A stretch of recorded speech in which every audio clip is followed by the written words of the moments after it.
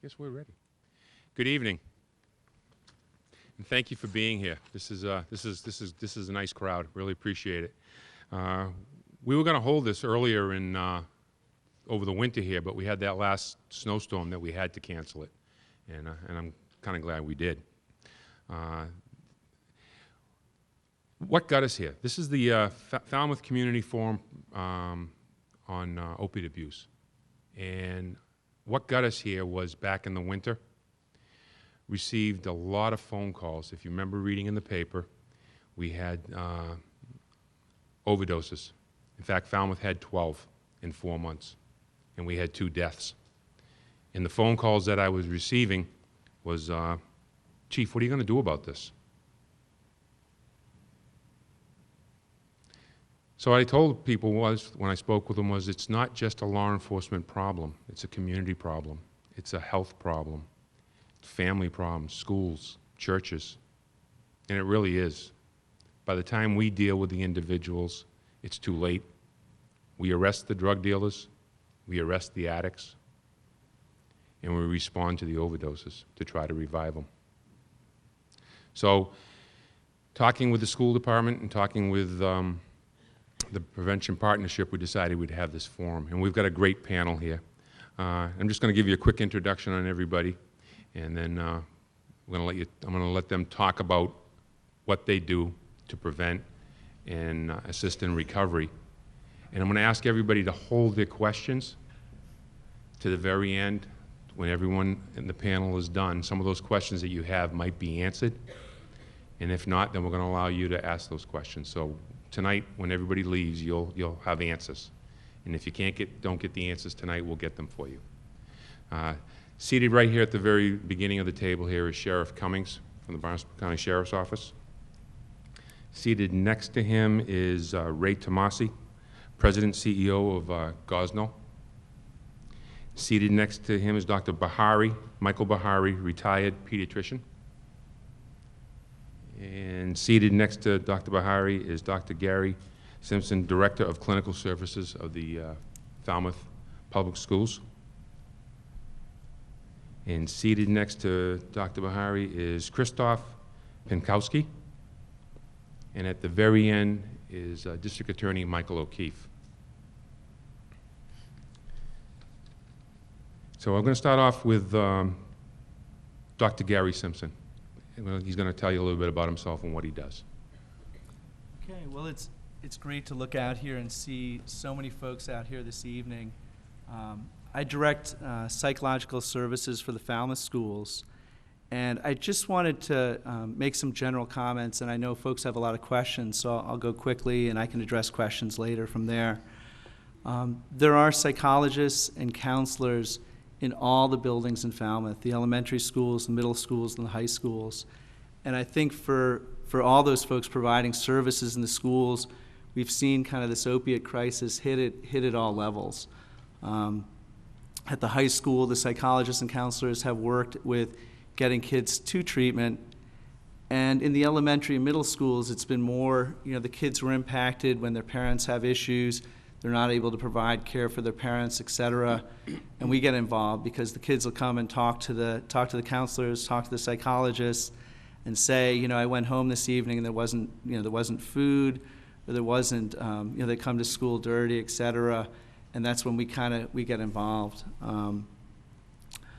A lot of what the psychologists and counselors do is try and identify and have relationships with students before it gets to that point, and try and identify those kids at a young age who are at risk, who need support, and provide that. And whether whether the counselors or psychologists meet with them or the nursing staff meet with them on an ongoing basis, whether they direct them to services in the community or help their families, those are all the type of things that are provided. The other thing that I brought with me this evening is I brought a list that I'll leave up here at the end of this, but it lists for each one of the buildings the psychologists and counselors who are in the buildings, the nursing staff as well. And as the chief said, when we were talking before, this is really a community issue, and we really need parents and folks in the community to help us. And why I brought that list is just I'm hoping if folks see big changes in their children's behavior or in a friend's behavior, they're with different friends, their grades slip quickly, something like that, I want you guys not to hesitate at all to call the schools and just say, I'm concerned with about my son, my daughter. I just want you to check in with them briefly, and we're happy to do that. There's also, you guys are aware, there's VIPs in the schools or volunteering, and we had a panel after the school shooting, and many of the things I'd say tonight, I'd say hold up to that are similar in the response to the shooting, in that the more you can be involved in the schools, the more you can come in and mentor or spend some of your time with a young child who's having some difficulty, whose families are having some difficulties. We really significantly reduce the chances of them having issues later on or having issues with substances. So I just wanted to make those brief comments. I wanted to reassure you guys that there are a lot of services in the schools, and I don't want you to hesitate to contact the folks. And I will leave at the end of this panel, I'll leave these yellow sheets up here, and please come up and grab one just so you have that resource, and provide it to neighbors, friends as well. And if folks have any concerns as you're talking to neighbors, if they have concerns about their children, please tell them not to hesitate to contact the schools. Okay. Thank you. Next, Ray Tomasi, please. Thank you, Chief, and it's always good to do things like this in Falmouth, because Falmouth is a very responsive community. This afternoon I participated in a focus group of providers, treatment providers. The governor has asked the group to come together and make recommendations for addressing this crisis, which I might say at the outset is in its 16th or 17th year, a cycle that began in the late 90s with the introduction of OxyContin. It's very reassuring to us to see the community coming together. It would have been nice if it was 12 years ago, actually, but here we are.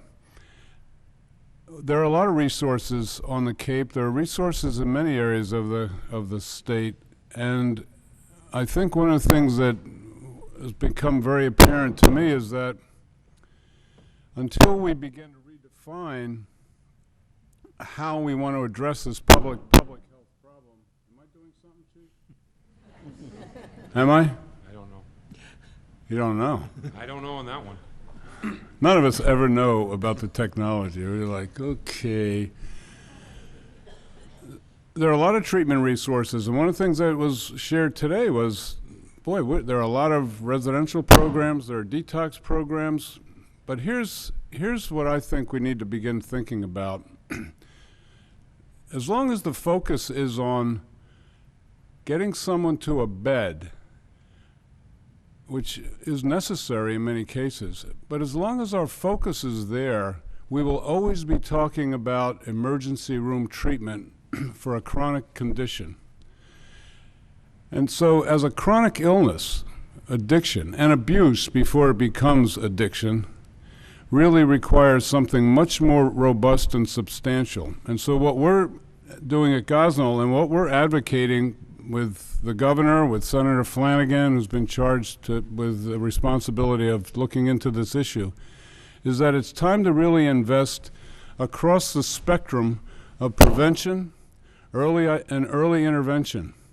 Addiction treatment has historically been on the sidelines of healthcare, and it's really time for it to come into the middle of medical care so that physicians, health centers, primary care providers are knowledgeable and are working side by side with clinicians who understand this illness. Because as long as we focus on the emergency room for addiction, which is essentially what a detox is, we will forever be creating beds. We've got to start to intervene earlier, and we have to begin to develop and invest in prevention programs that keep people from getting to conditions that require emergency care. On the other side of the agenda, we need to do a lot more to stay engaged with patients after they leave a program. I can tell you that 87% of the patients who go to detoxes in this state have been there before. Over 50% have been there more than 5 times. Most people do very well in treatment. The real challenge comes at the end of an episode of care. And so what we built in this state is a system of episodic treatments. You go to a detox for 5.3 days. You go to a rehab for 24.6 days. You go to a residential program for 50, 60, it doesn't matter how long. At some point, you need to come out of those programs. We don't have really robust systems for engaging with patients after they leave those structures. And so unless you want to build a state hospital system that generally just keeps people in hospitals, we need to do a lot more there. That's where the investment has to go. That takes advocacy and that takes public outcry. Public outcry is what's gotten us to this place, and so it should be sustained. And one other thing before I close. There's very little that's done in the area of research, development, and innovative approaches to care. Gosnold is the largest single-site provider in the state of the drug called Vivitrol. It can take anywhere from 3 days to 3 weeks for an insurance company to authorize for that drug to be used. It costs about $800 a month. It's a once-a-month injection. I can tell you that an insurance company will pay for 3 detox treatments a month without question and will challenge the need for a drug like Vivitrol. That's nonsense that has to stop. And so all along the spectrum, research dollars for addiction are practically nil. And for a public health problem that affects 40% of the American population, it's unacceptable. And so that rooms like this should be full because we're all affected. So I would encourage you to keep the conversation going, and certainly we want to be part of that conversation. Thanks, Chief. Thank you, Ray.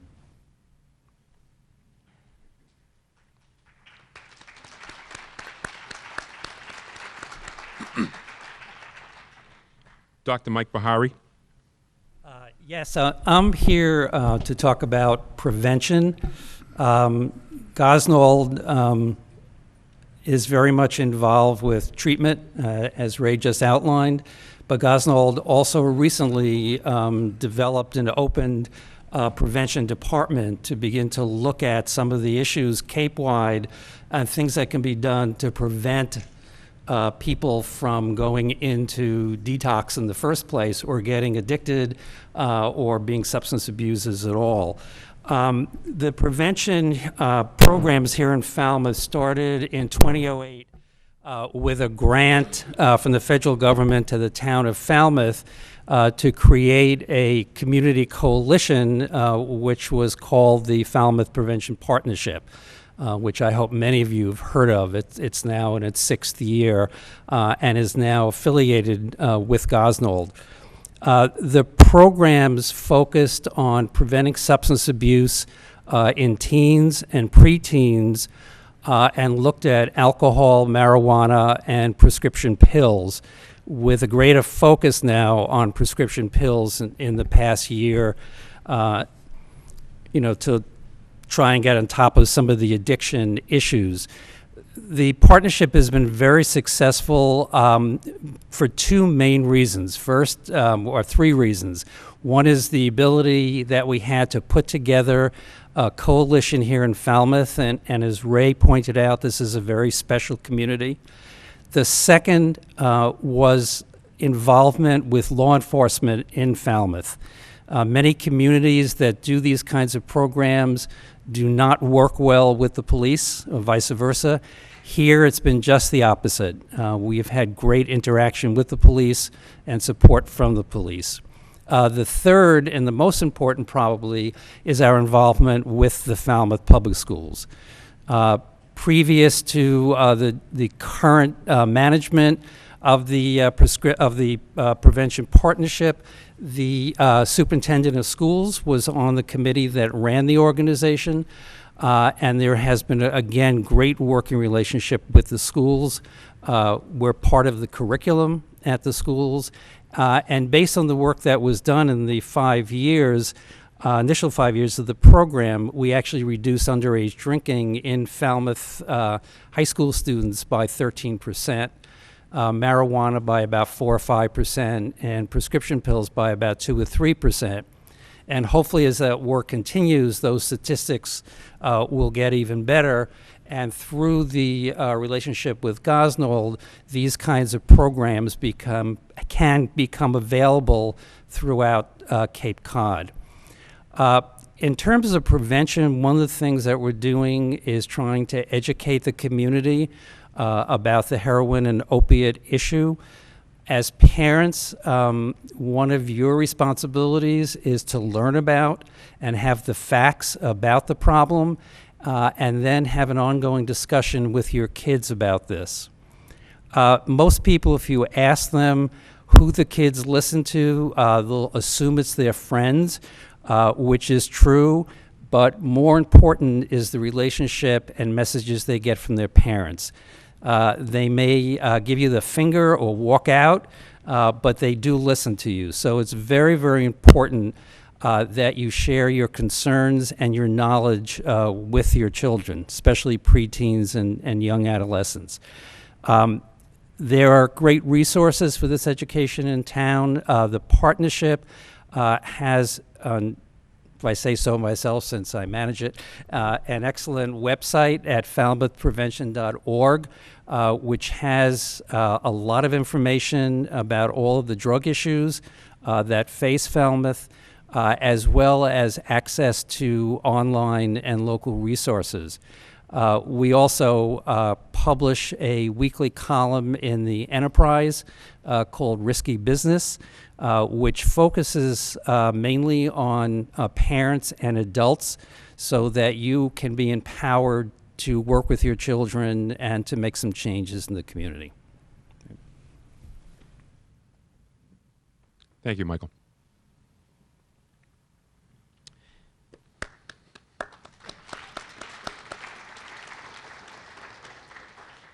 Next, we'll hear from District Attorney Michael O'Keefe. Good evening, everyone. Thank you for being in attendance tonight. It demonstrates something about your understanding that this is, as has been referenced earlier tonight, a community problem. I want to just offer a little perspective on this issue. And Ray Tomasi mentioned it. He alluded to it. This is an issue that began with respect particularly to opiates about 16 years ago. And we're talking about it today almost, or at least I hear it all over the Cape, as if it's something new. About 12 years ago, we had a very similar rash of heroin overdose cases that resulted in death. And back then it was from a form of heroin that was said to be too pure. And so the person who was afflicted with that particular problem would take the amount that they were used to taking, and they would end up overdosing and dying because the heroin was too pure. Today we understand that this heroin that is causing death is a heroin that's laced with fentanyl, which in and of itself is a very lethal substance. And when combined with the heroin, and again, someone taking it in even the normal dose that they usually take, ends up overdosing and dying. But I mention that to give some perspective on it. This problem has been with us for a long time. Now, another thing that I just hope you consider as you try to grapple and reach an understanding of this, there are two sides to this question. One is the interdiction side. That's normally and traditionally the role of the police, and the district attorney's office.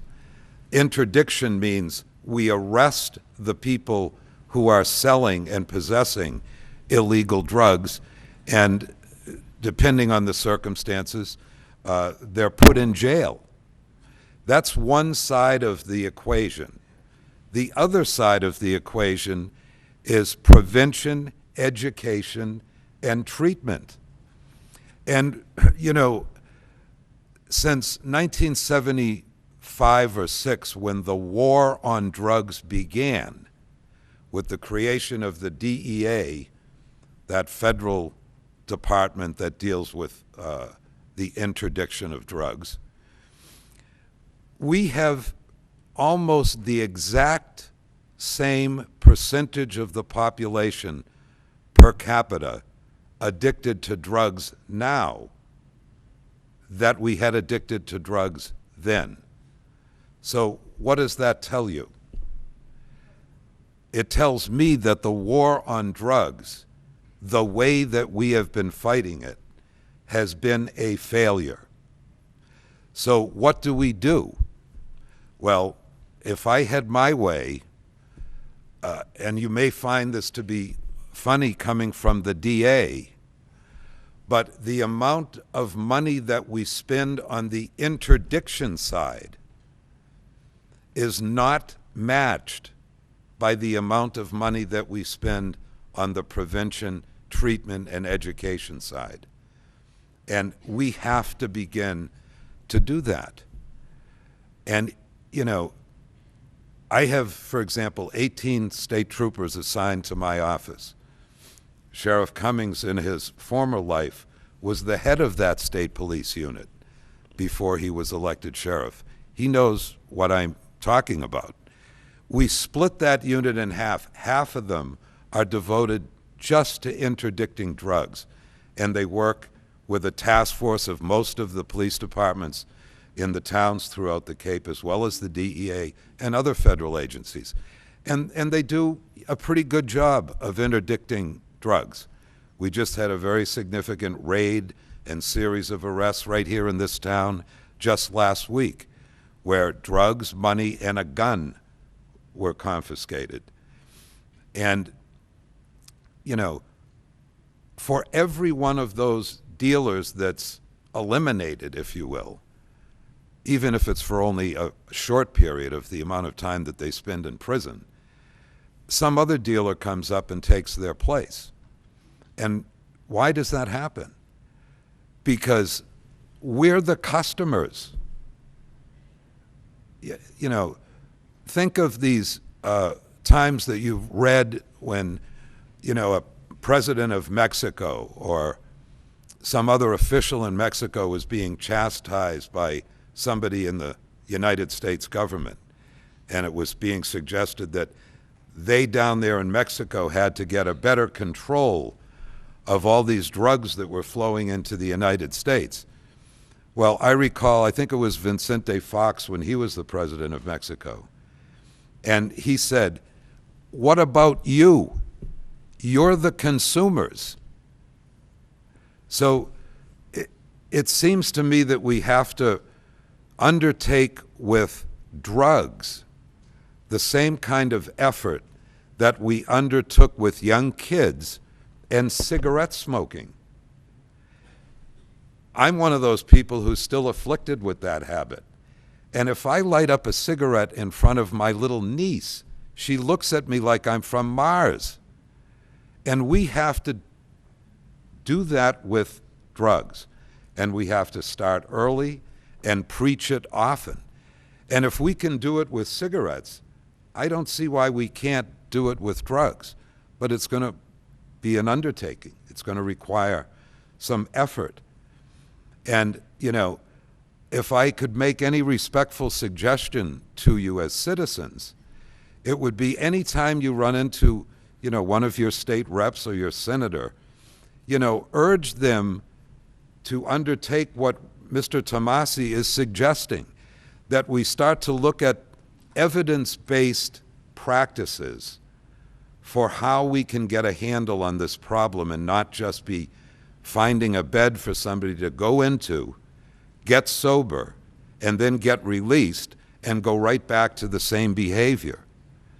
We have to be a little smarter about this. I certainly don't know all the answers, but I'm glad that Ray is sitting down with other experts and that a governor is finally listening. And, you know, Chief Dunn and several other police chiefs on the Cape, with respect to the issue of Narcan, which you've all, I'm sure, heard something about, were, you know, quite a bit ahead of the curve.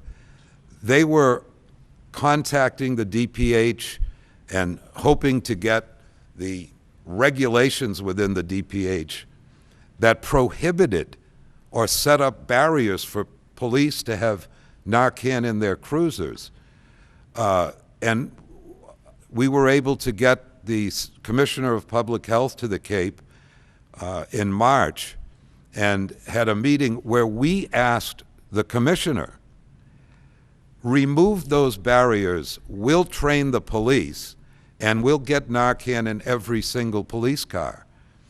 And that's when the Secretary said to us, why don't we do it throughout the state? And 2 weeks later, the governor declared his emergency, and those regulations are now removed. But again, I emphasize that police riding around with Narcan, they're going to save an occasional life. That's very important. But they're not attacking the underlying problem. That's an issue that has to be undertaken in a much more global sense if we're going to be effective.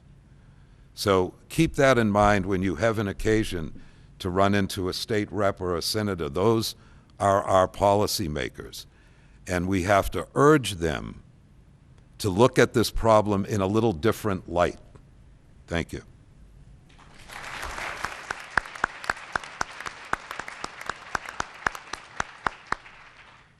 Thank you.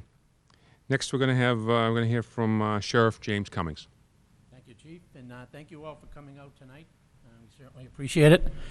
How do we get here? How do we get to this point? And I think one of the things that happened some time ago that got us here is that in Florida they opened up a whole bunch of pain clinics, and it wasn't to help people with pain; it was to make money. And our folks up around here found out about these clinics, so on a Thursday night, a bunch of folks would hop in a car, head for Florida, hit as many pain clinics as they could in Florida, and then bring OxyContin and Percocet and Vicodin back here to Massachusetts and sell it on the street. And OxyContin was going for like $1 a milligram. So 30 milligrams was $30, and an 80 milligram pill went for $80. So people were making a lot of money.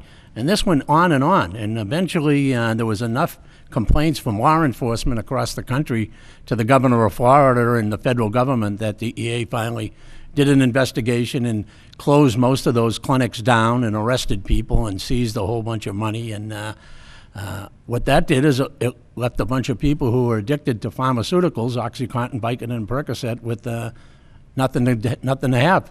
So they bought the stuff on the street for a while, but eventually that started to dry up, and now that's why we have a lot of people now using heroin, because heroin's like $3 a bag now. You know, so it just became what was available, and they were already addicted through the other stuff. So that's why part of the reason why we're where we are at today. About 80% of the people who were sent to the Barnstable County Correctional Facility have some issue with drugs or alcohol. Either they were arrested with drugs, or they were arrested for driving under the influence, or they committed a crime because they were under the influence of drugs, or they were under the influence of alcohol. So we've done a couple of things at the jail to try to address these problems. You know, we certainly have an obligation to try to do something with the folks who are sent to us, to send them back to the community a little bit better than they were when we got them. And all of the people who come to the Barnstable County Correctional Facility committed their crimes in the Cape. You know, and most of them are residents of the Cape. They're all coming back to our communities within a fairly short period of time. So several years ago, when OUI was a big problem, we started the OUI program in the jail for people who have, usually when they get sent to jail, it's their second, third, or fourth, and sometimes fifth or sixth OUI. So we started the program to address those issues. We've graduated about 111 people from our OUI program over the past several years, and of that 111, over 9 have returned. So that's not too bad. The normal recidivism rate is about 60%. So getting 9 folks out of 111 isn't too bad. We also have an intense residential substance abuse treatment program. And that's a 6-month program. Inmates are kept in a separate housing unit. It's a quasi-military, very therapeutic, community-based program. All of these programs are volunteer.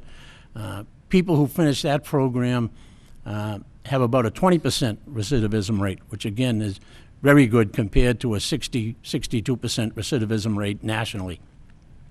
Part of our RSAT program and part of our overall reentry program, we started a pilot program using the drug called Vivitrol, which Ray mentioned earlier. What I like about Vivitrol from a law enforcement perspective, it's a non-narcotic. It doesn't do anything else except for deaden the senses in the brain that give you the euphoria from opiates and alcohol. Has no street value, so it's not going to become a substitute drug for heroin. It's an injection. It lasts a month. We give these individuals that are volunteer for the program and that are screened to make sure that they have some opportunity for success in the program. We give them the first Vivitrol shot before they leave jail, and then we have counseling and programming, and the second Vivitrol shot is set up with one of our community providers, and for the most part, it is Gosnold. We're very lucky here in Falmouth and on the Cape to have Gosnold in our community. It really does a fantastic job relative to rehabilitation. So Vivitrol has shown us great promise. Several other jails in Massachusetts are now adopted the program. We've talked to probably 7 other correctional facilities across the country relative to this, and the Department of Correction is pretty close to opening their own Vivitrol program. So it has great promise, but again, it's just, it's like the diet. The Vivitrol is the pill, but you still got to do exercise and watch what you eat. So it's still important to have counseling and do all of those other things. And believe me, addiction isn't an easy thing to beat. I've had folks who have been in the correctional facility for 2 years, have been doing fine, haven't had any problems whatsoever. And they're within 2 or 3 months of being released, and they tell me that I'm getting close to release and I know it, and I'm starting to dream about getting high. I think it just shows you how these substances take control of the brain and how they really affect people, for the most part, for the rest of their lives. So these people, addiction is a lifetime event. So it's not an easy thing to beat. There's going to be relapses, but another thing we're finding with Vivitrol is the few relapses that we've had, when they fall down, they get right back up and they want to go back on the Vivitrol because they said it's helped them more than anything else they've done. So I think it shows good promise, and we're tracking it. We're keeping track of the folks who are using it, so hopefully we'll have some good statistics shortly to show us exactly how well the program is or isn't working. Thank you, Sheriff.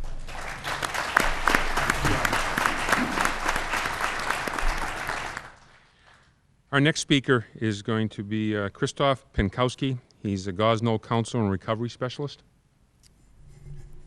Thanks, Chief. I'm really happy to be here tonight. I have to say that, I guess my primary function speaking tonight is to give people hope, to let people know in the Falmouth area that you're not alone, and if you have someone that you love, a friend that's struggling, that we're here to help. We have support groups in town. We have one on Wednesday nights in Falmouth at the Gus Canty Rec Center.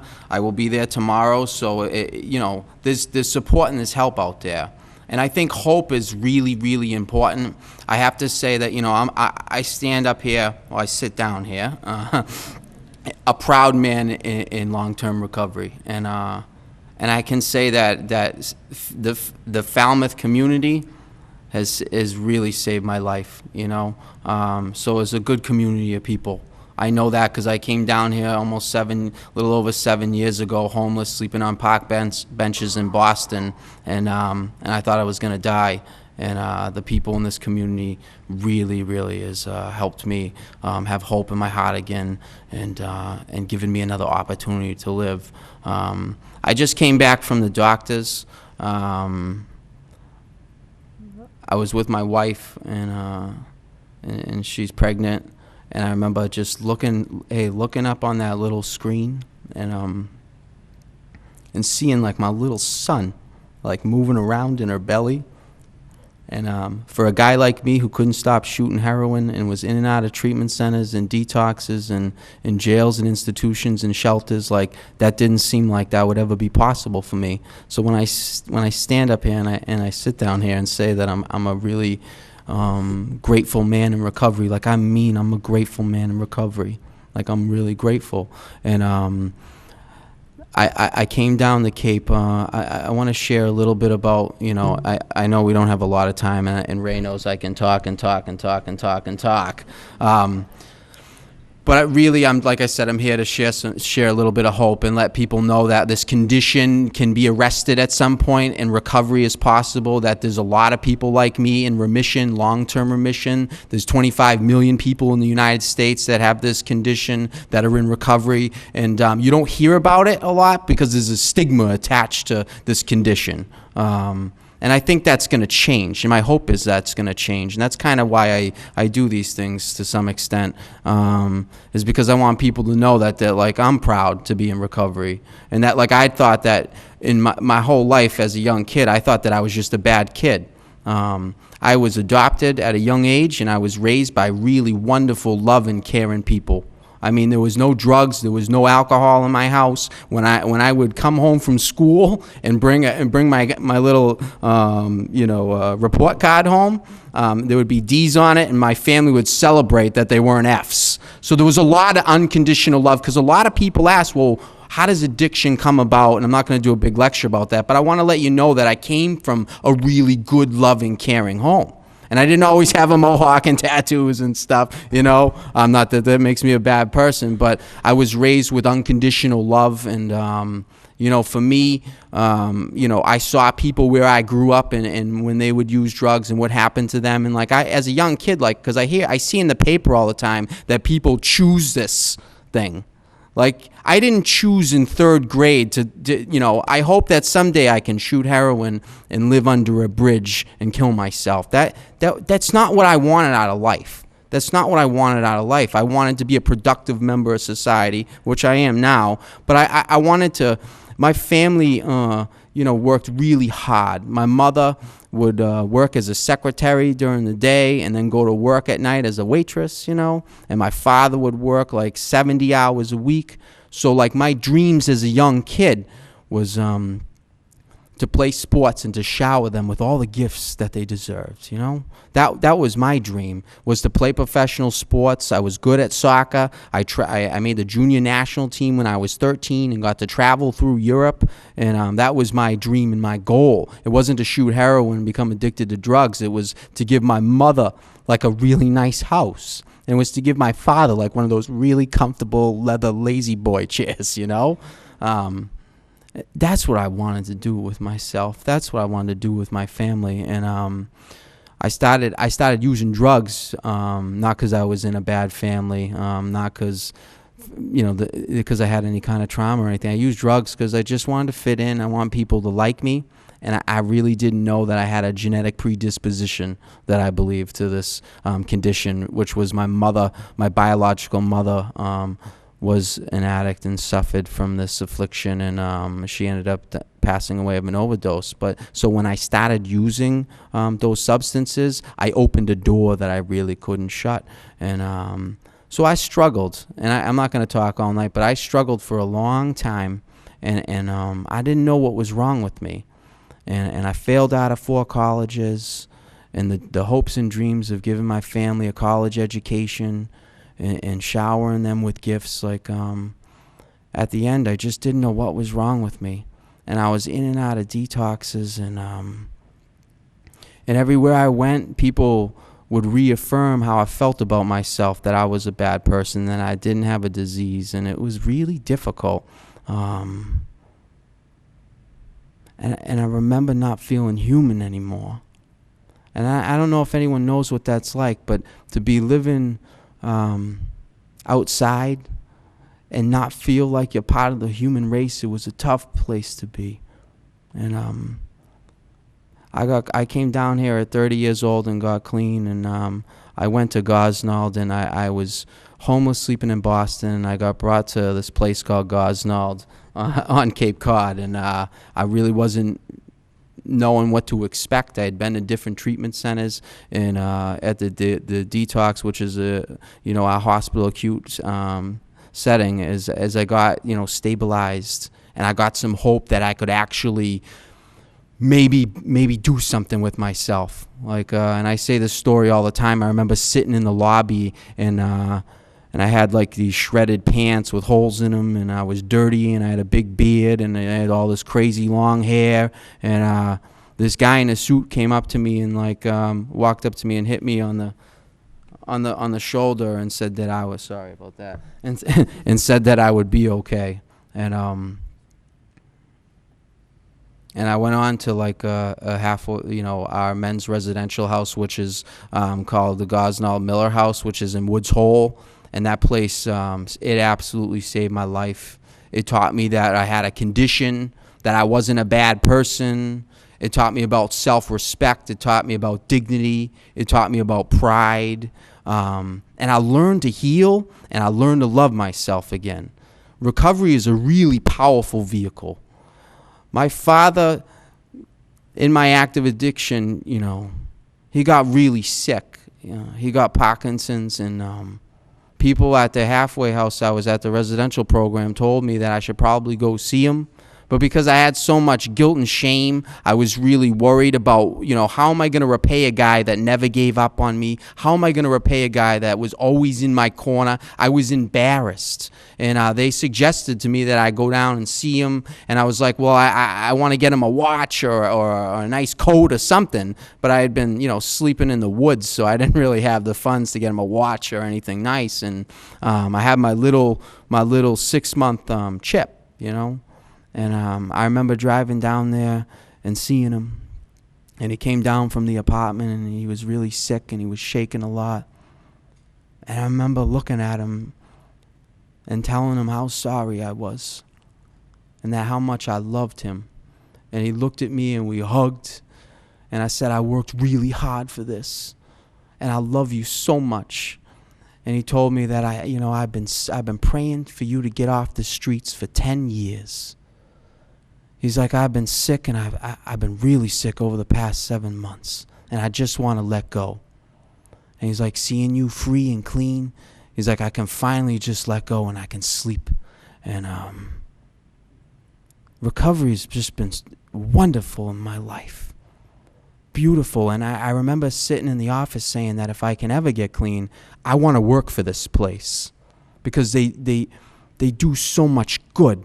And I told my counselor, I'm like, if I can stay in remission long enough, I want to do what you do. And I ended up getting my first job at Gosnold washing dishes.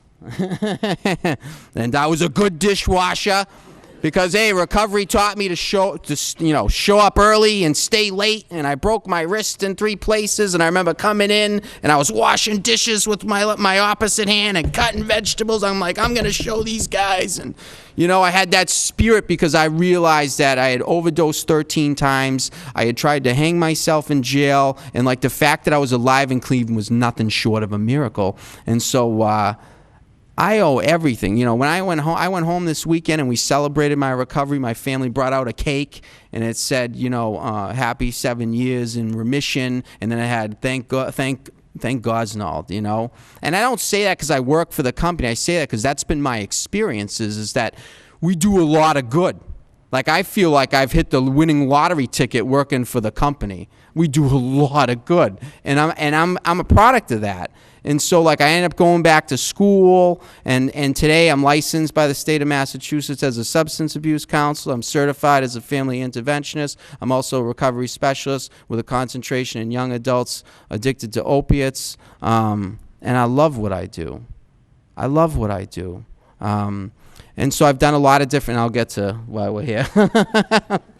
And so a couple of different points, and then we'll get into questions, if that's all right by the chief.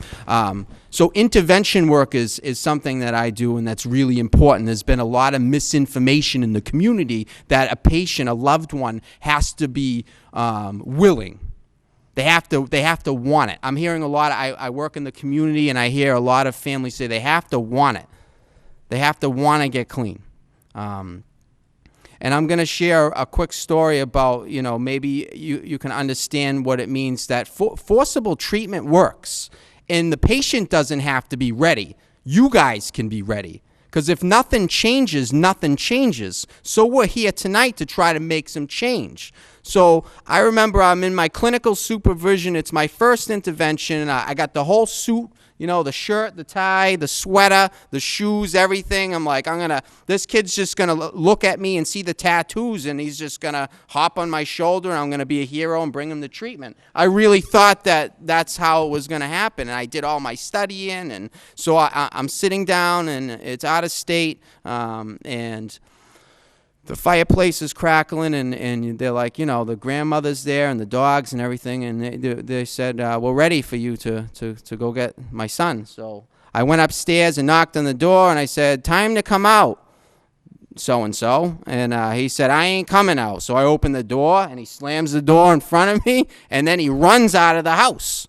He throws his keys at my employer, and the grandmother starts crying. The dogs are barking, and I'm like, I don't remember this being in any of my studies at all. So then what do? I just start running. I start running like Reggie Lewis down the street, not knowing what I'm doing. I'm like, I'm probably gonna get fired. I'm in it this far. I'm getting this kid, And so I run and run and run and run and run. And then he dives into the woods, and I'm running. I roll my ankle. Now I'm limping. I got a really nice sweater with the crocodile on it, and I tear the sweat. My wife's like, you got to look professional. The hair's enough. The tattoo's enough. They're not going to take you serious, So I got the sweater, the nice crocodile sweater, rip the sweater, roll my ankle, get out into a clearing. The young man proceeds to pick up a log. I'm like, oh my, he picks up a log, so I'm like, I pick up a log. I'm like, if we're going to dance, he's going to go on my shoulder. I'm bringing him to treatment. And this isn't sorry, Ray. I don't even know if Ray's heard this story. He's probably going to fire me afterwards. I know who it is. Yeah, so I'm looking at the paper. I'm thinking, like, what am I supposed to do? In my mind, I'm thinking, I don't remember this being in my clinical training. I don't know if I made a mistake here. So he looks at me. He's got the log. I look at him, and I'm like, and he drops the log, and he goes up the hill with me, and we go to treatment. And he didn't want to be there. He's a young kid. He didn't want to be there. This is really important because a lot of people think that they have to really want to be in treatment. And so this young man proceeded to go to treatment, and every single day I pulled in the parking lot, right? He was up with his bags packed. I'm going today. This place stinks. I don't want to be clean. I'm too young to be clean. I'm like, you're not too young to die. I'm too young to be clean every single day for at least 2 weeks, every single day. And the one day I go, and he's not there. And I go in his room, and I'm like, what's the deal? Your stuff's not packed. And he sits me down on his bed, and I said, well, what happened? And he said, something funny happened to me. He's like, I woke up early in the morning to use the bathroom, and the sun was coming up over the cranberry bog. And I started to think that maybe I can stay clean and maybe recovery is a good thing. And he got a positive point of reference being in recovery and being in treatment. Now, recovery has the ability of a powerful ability to change the family system. Now, stay with me. So I worked with the family for an extended period of time, and I studied. Know your family history. I studied their family history. I did multiple genograms, and I came up with a few things with this patient. I looked at his father's side all the way back to World War I. They had a pattern in the males. When the male came back from the war, he detached from the family from post-traumatic stress and started medicating post-traumatic stress with alcohol. And that happened in World War II. And that happened all the way down the line to my current patient. Something traumatic happened to my current patient's father when this kid was young, where he detached from the family. And how the mother kept the family together was she cooked a lot of food. And in that process of the mother trying to keep the family together and cooking all the food, the patient gained weight and gained a lot of weight. So then when he hit high school, people started making fun of him, and he started medicating with alcohol. And then he started medicating with opiates, with Oxycontin. And then he was a young man shooting IV heroin in high school. And we learned a lot. And this is the beautiful part. Now this young man is in recovery. And something traumatic happens to his father. Something traumatic happens to the family again. And the father, does what generation after generation after generation does. He tries to detach himself from the family system. But because it takes one person in recovery to change the dynamics of future generations, this young kid in recovery, when his father decided to detach from the family, he came and he grabbed his father and brought him back to the family. He brought him back. Now he's a young father, this young kid, so that he has gotten the ability to change the family system. So recovery is such a powerful vehicle that he might change the dynamics. It takes one person. So recovery is possible. And I could talk, and I'm not going to keep talking and talking. But I and I didn't even get to our new program that, yeah. So I got all this stuff. I'm sorry, Chief, but if you're struggling out there, there's help. Please reach out. Please come to the meeting tomorrow. I'll be there. I'll leave my cards. If you have any questions, please call, email, and thank you.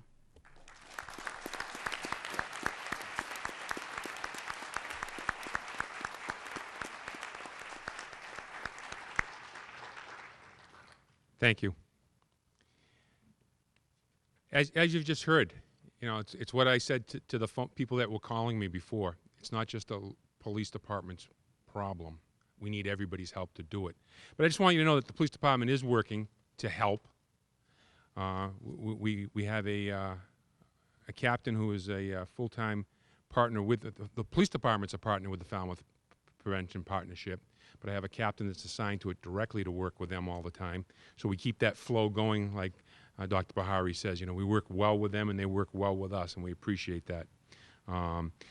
We have the kiosks in the police department, and I'm happy to say yesterday I think we took in, or this weekend, was like 347 pounds of prescription drugs.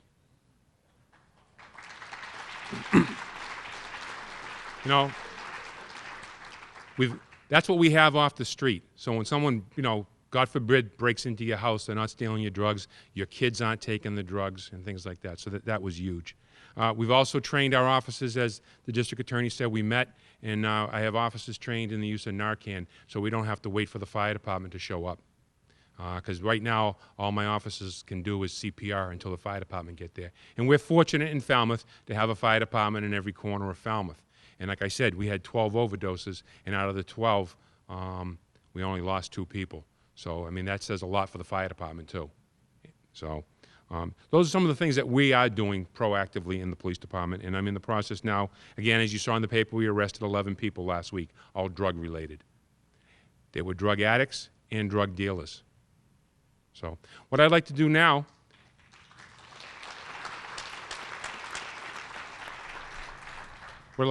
is open it up to the floor for questions, because I'm sure you have questions, and this is the time to get your questions answered. So we have a microphone up here. All I ask is you come up to the microphone. Yes. Could you come up to the microphone, please?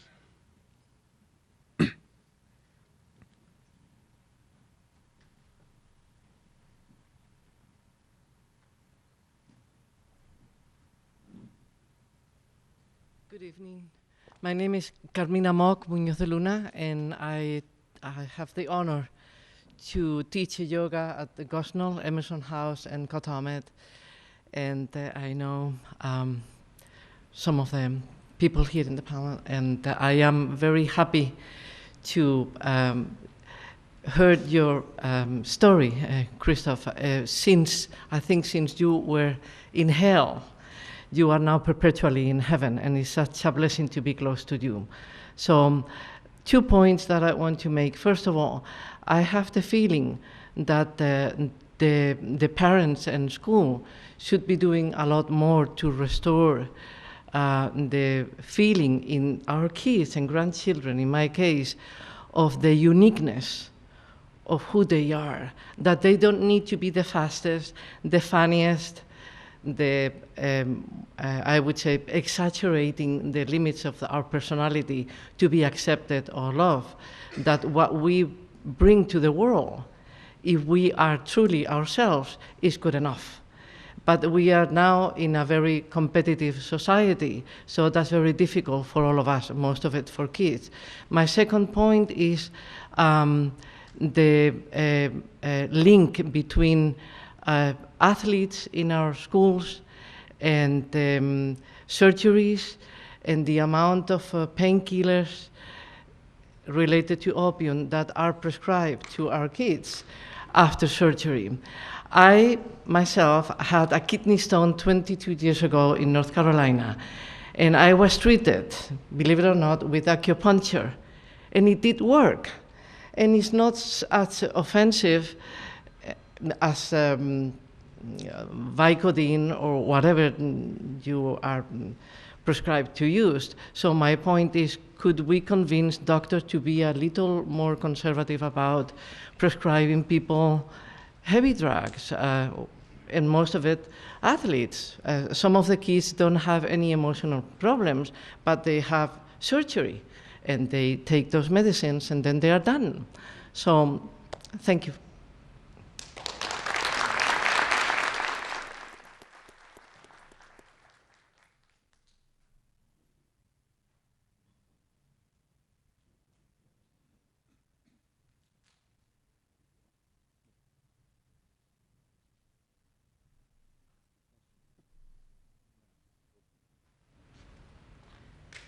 Thank you. I'm speaking from several perspectives, one being the parent of Corey Gilmartin, who died in the town of Falmouth on January 24th, after suffering many years of opiate addiction, and our efforts over those years to help him find appropriate treatment. And also being a primary care provider in family medicine for the last 20 years on the Cape. This is the town I was born in, grew up in, and now it's the saddest place on the planet for me. I don't live in Falmouth anymore, I live in Truro. But my experience has been, being a primary care provider, that my hands are tied very often when I'm trying to seek access to care for people, fighting with insurance companies to get people where they need to be, and the access to care when people need it. So I'm speaking from that perspective. I have experienced both sides of the spectrum, but the difficulties even just trying to take care of people who need care. I spend hours on the phone fighting with insurance companies to get access for admission. I can't imagine somebody in crisis spending time like that on the phone to get care or to get bed access when they can be on the street in 3 minutes and get a $3 bag. It's very frustrating. Primary care providers are under horrible pressure to see a gazillion patients a day now. So to take the time to deal with a family in crisis, to deal with a patient in crisis, to really take the time to screen adolescents, it's difficult when you've got 12 minutes allotted for a visit that you know is going to be 40 to 60 minutes. The pressures are terrible. And I can tell you, I have worked with providers who don't even ask the question because they don't have the time to answer the questions or help with access. This is a critical problem. And it's just as disturbing to me listening to the radio talk show, Radioheads, where you have people calling in and say, well, those are people that made bad choices, so why should I spend my tax dollars taking care of them?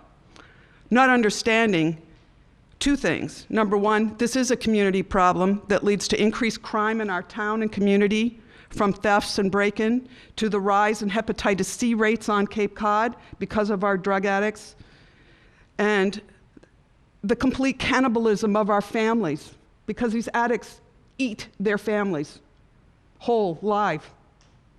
This is a community problem. And part of it is an identification problem because there are still people who believe that an addict is some poor street person, person of color, person of minority, some urban poor person. It's not your grandson, your son, your nephew, your child. The real face of addiction has changed. This is us. It's all of us. It's people who are young, people who are old. It's people who are white, people of all color, persuasions, and most importantly, of all social classes and economies.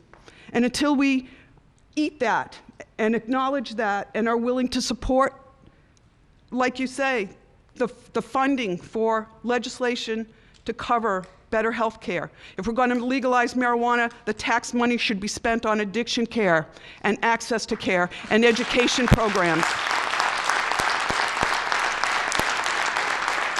Legalizing marijuana that went over $400 a bag, well, geez, it's cheaper to be on heroin than to smoke pot. Do you see what I'm saying? I mean, the problem is so huge on so many levels that we're crushed with the problem. That is not, this isn't a recent crisis. This problem's been going on for years.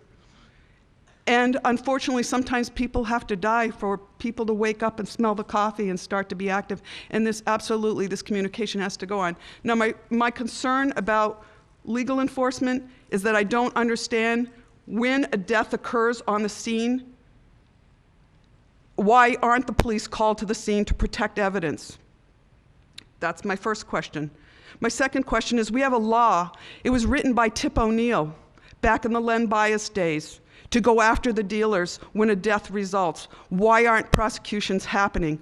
Because when you use that law, and the states that use that law, like Oregon and Minnesota, when they use the law, and those people know that for that type of unintentional homicide, there's a 20-year sentence, you can put pressure on dealers, you can put pressure on people to rat. And why these dealers live in our community unattended. They just live in our communities, and people know they're living in the house next door because they see the cars going all day long, and nothing happens. It's very frustrating. It's very frustrating.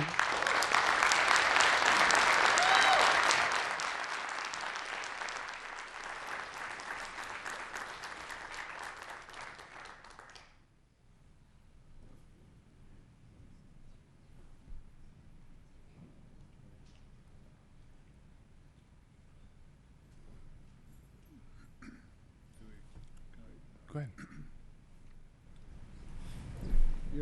Your points are all very valid and very well taken. One of the things that I said in my brief remarks was how important I thought it was that we really began to link up with primary care providers to work to do better identification and early interventions when we can have great success in helping keep people from getting into deeper difficulties. The system that we presently have makes it almost impossible to do that. We've launched a program, it's been running for about a year now, where we have clinical folks that are in primary care practices, a few of them, and most recently teamed up with Dr. Talbert at the Falmouth OBGYN to have a clinical person in that office, not only to try to intervene with folks who have been identified, but begin to identify folks who are not being screened well. Partly because a lot of other healthcare providers and medical professionals are not inclined to ask those questions. They're not sure how to ask them. It's awkward, it's difficult. But those are opportunities we have to help folks make modifications and adjustments, to intervene earlier. And that's why, you know, the great stress that we're trying to put on that piece of the puzzle is very challenging. We've found some foundations and some donors that are willing to support it as a research and development effort, an innovation, if you will. But the present system of how care gets paid for, or the absolute absence of any dollars that are set aside for research and development of best practices, is shameful. Certainly the medication issue is huge, but also the way we do the treatment, and we wait until it's necessary and urgent, so that we get between I think between 750 and 1,000 calls a week. Almost every one of those calls is a call of urgency. You can't treat a chronic illness by waiting for it to get to stage 3B and 4. You've got to do something before people get to that place. And, you know, I recognize what Michael said or in his remarks. This is not something that's brand new. So we're not surprised. But we can do a lot better. We can do a lot better, but it's very difficult under incredibly complex and frankly maniacal regulatory systems that don't make it possible for innovations to be brought into this field.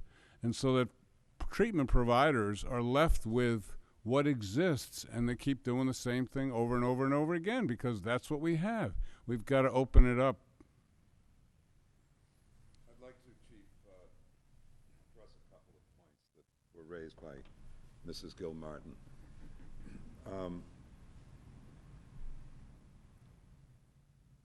On the Cape, you know, if you look at the voter totals for ballot question 2 in 2008 and the medicinal marijuana referendum question just recently on the ballot in 12,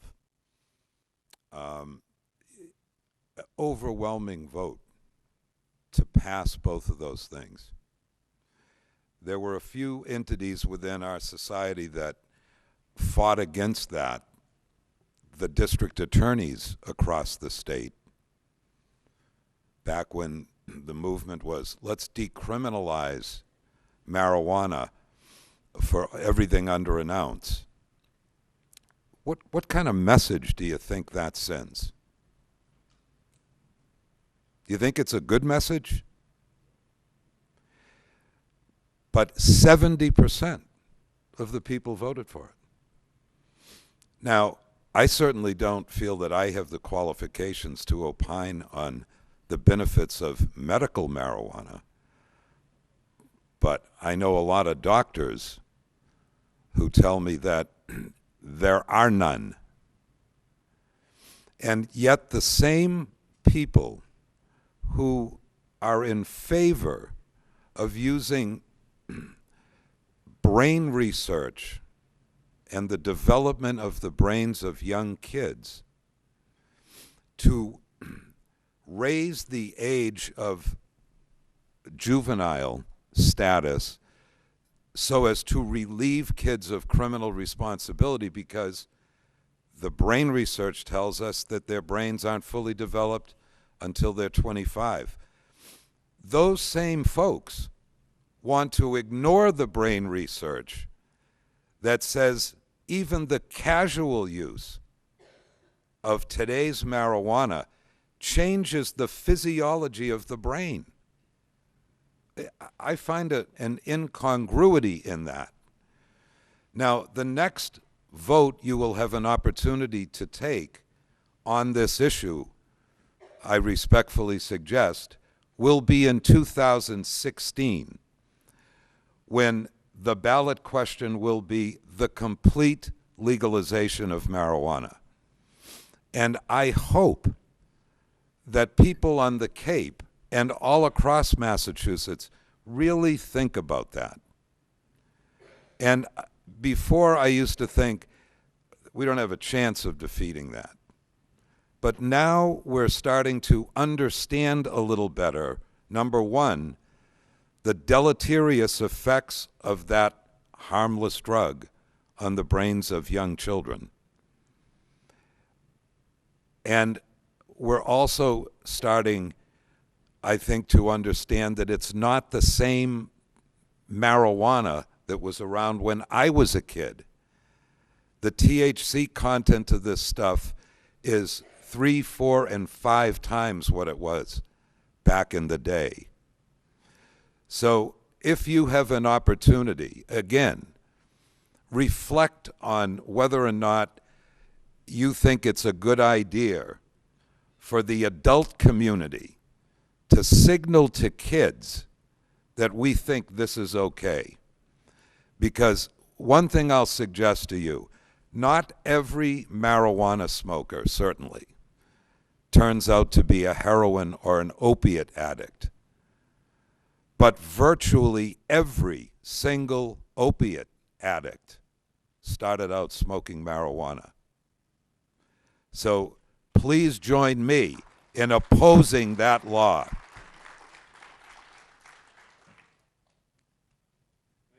I just want to address the piece as far as the investigation piece.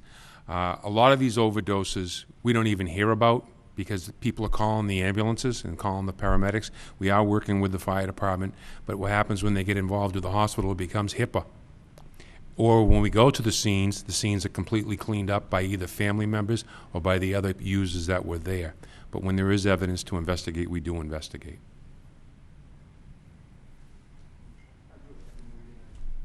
Go ahead. It all sounds good, so forgive me if that sounds, cocky. I've been waiting since this morning for tonight, unless you include waiting for the rain date, which was an act of God, beyond out of our control, and I've been waiting, let's say, 2 years for an opportunity such as this. I won't get into why that is, but whereas I sympathize with the hold and the grip that drugs and alcohol have on an individual, can have, oftentimes does, I think that, and this young man had mentioned the need for hope. I too believe in hope, or need hope. I think we all need hope. We want it, we need it.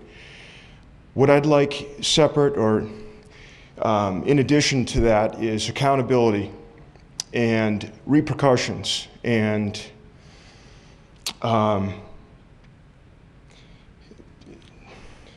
I'm searching for another word that means the same. That's what happened to me when I stepped out of line when I was a juvenile. And I look at it as it was by grace that it happened.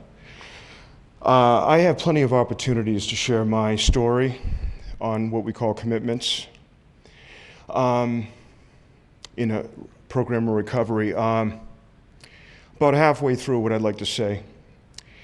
I think it's very easy to overlook somebody who enters the doors of a recovery facility, or rather for them to be seen as, to be granted immunity, to be granted a get out of jail free card.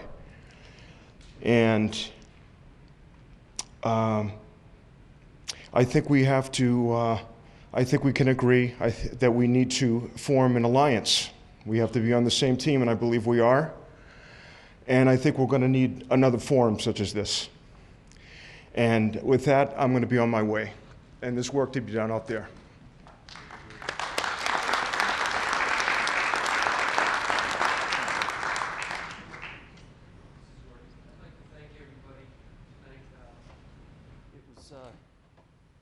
Very informative. I picked up on what Mr. Tomasi talked about, the need for insurance companies in the Vivitrol.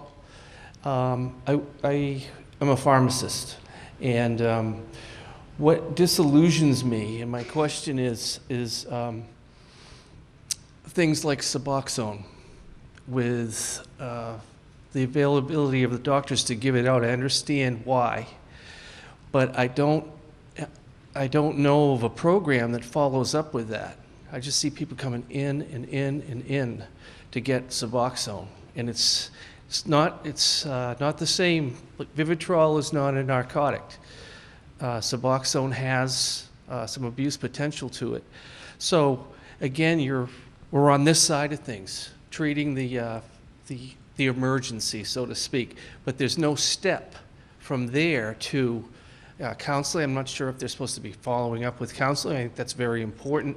A follow through with just putting a Band-Aid on something, you know, and there's money to be made.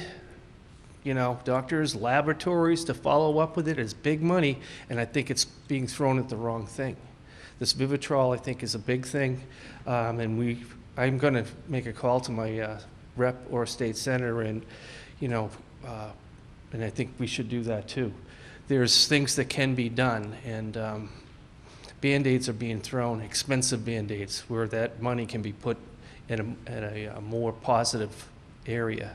And that's just my experience and my concern. Thank you.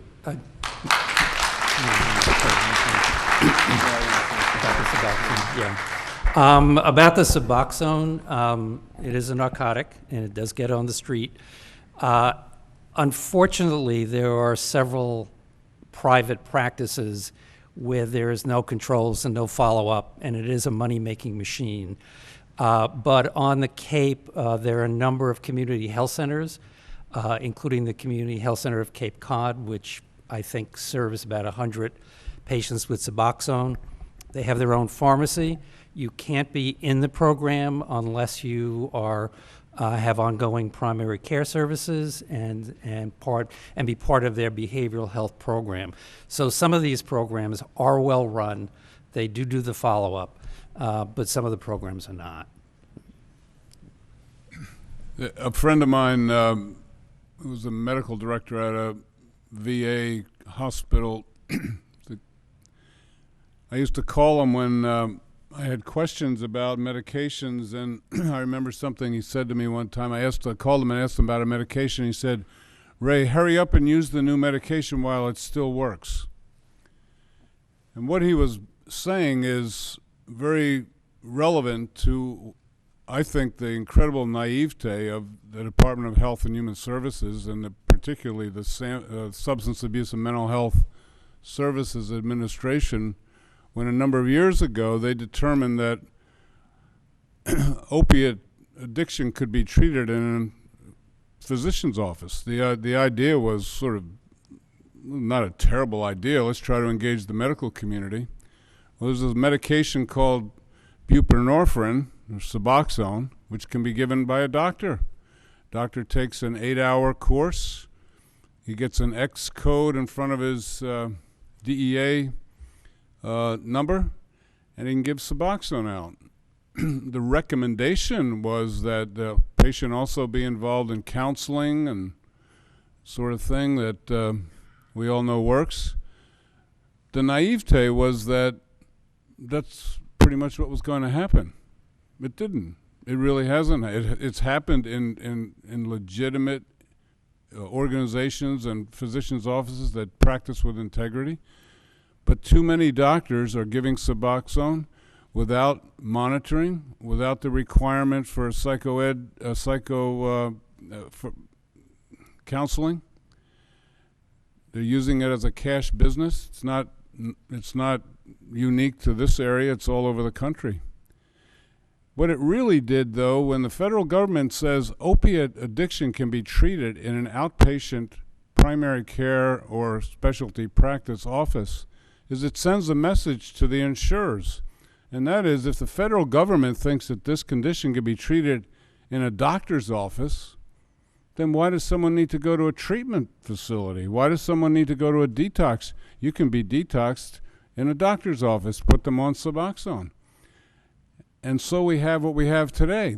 We have very few people on Suboxone anymore. We've moved many folks to Vivitrol, but Suboxone does work for some people. I know folks that have been in recovery for 6 or 7 years.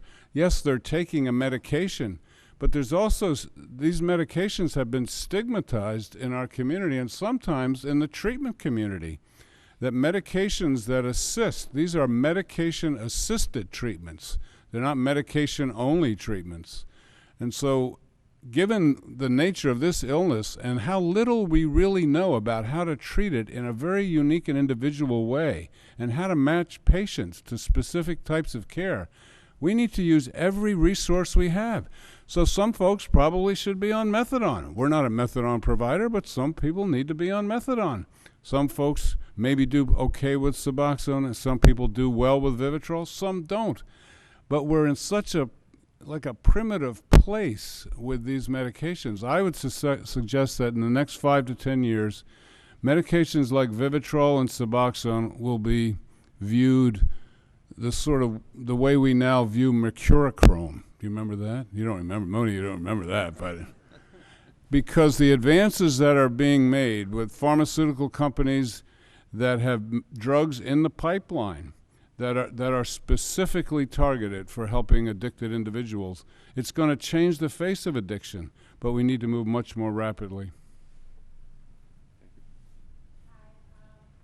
Can you hear me? Yeah. My name's Alexandra, and I'm an addict in recovery. I was fortunate enough to make it through Gosnold and through Gosnold at Cape Cod, and I wouldn't have been able to do that without the help of my community. I'm a Mashpee Wampanoag woman. My concern is the prevention piece of it. I know I wasn't prepared to do drugs and alcohol. I was never taught that it was dangerous. I didn't become an addict until I was 23 years old, after I was married and after I had kids. And it was because I didn't know any better. At that age, when everybody thinks, oh, she's 23, she can drink, she's got kids, she's married. I had my whole life together, and I threw it away because one day I decided to take a pill. The thing that they helped me most with at Gosnold of Cape Cod was how to talk to my kids. My kids are 4.5 and 7 years old now, and they know about drugs and alcohol because Gosnold of Cape Cod gave me the tools to teach them that it was dangerous, that it was a disease, and that they not only had the genetic markers for it, but if their father did, that they would be even more likely. I have a 4-year-old now who every day reminds me, I'm so glad you don't do drugs and alcohol. And I wouldn't have that if it weren't for Gosnold of Cape Cod. I feel that these prevention meetings are so important, and not just for people this age, high school age. This needs to be in elementary school. This needs to be 7-year-olds, 6-year-olds. I can't explain how when I pull an eyelash off my son's face, he wishes that his dad would stop doing drugs and alcohol so he could meet him at the library again. That breaks my heart because I don't have an answer for him. All I know is that if I keep teaching him the way of recovery, the way that I was taught, that hopefully one day he won't walk the same path that we did. I guess my biggest question right now is how quickly can we get this into schools to share the message of recovery? And also, what do I do when I get a phone call saying, I relapsed again, I just walked out of Emerson House for the 4th time, and I have nowhere to go except to a house where everybody is using. My biggest concern is, where can I send people that I love and that I care about to have sober, safe housing until a bed does open up? That's my question.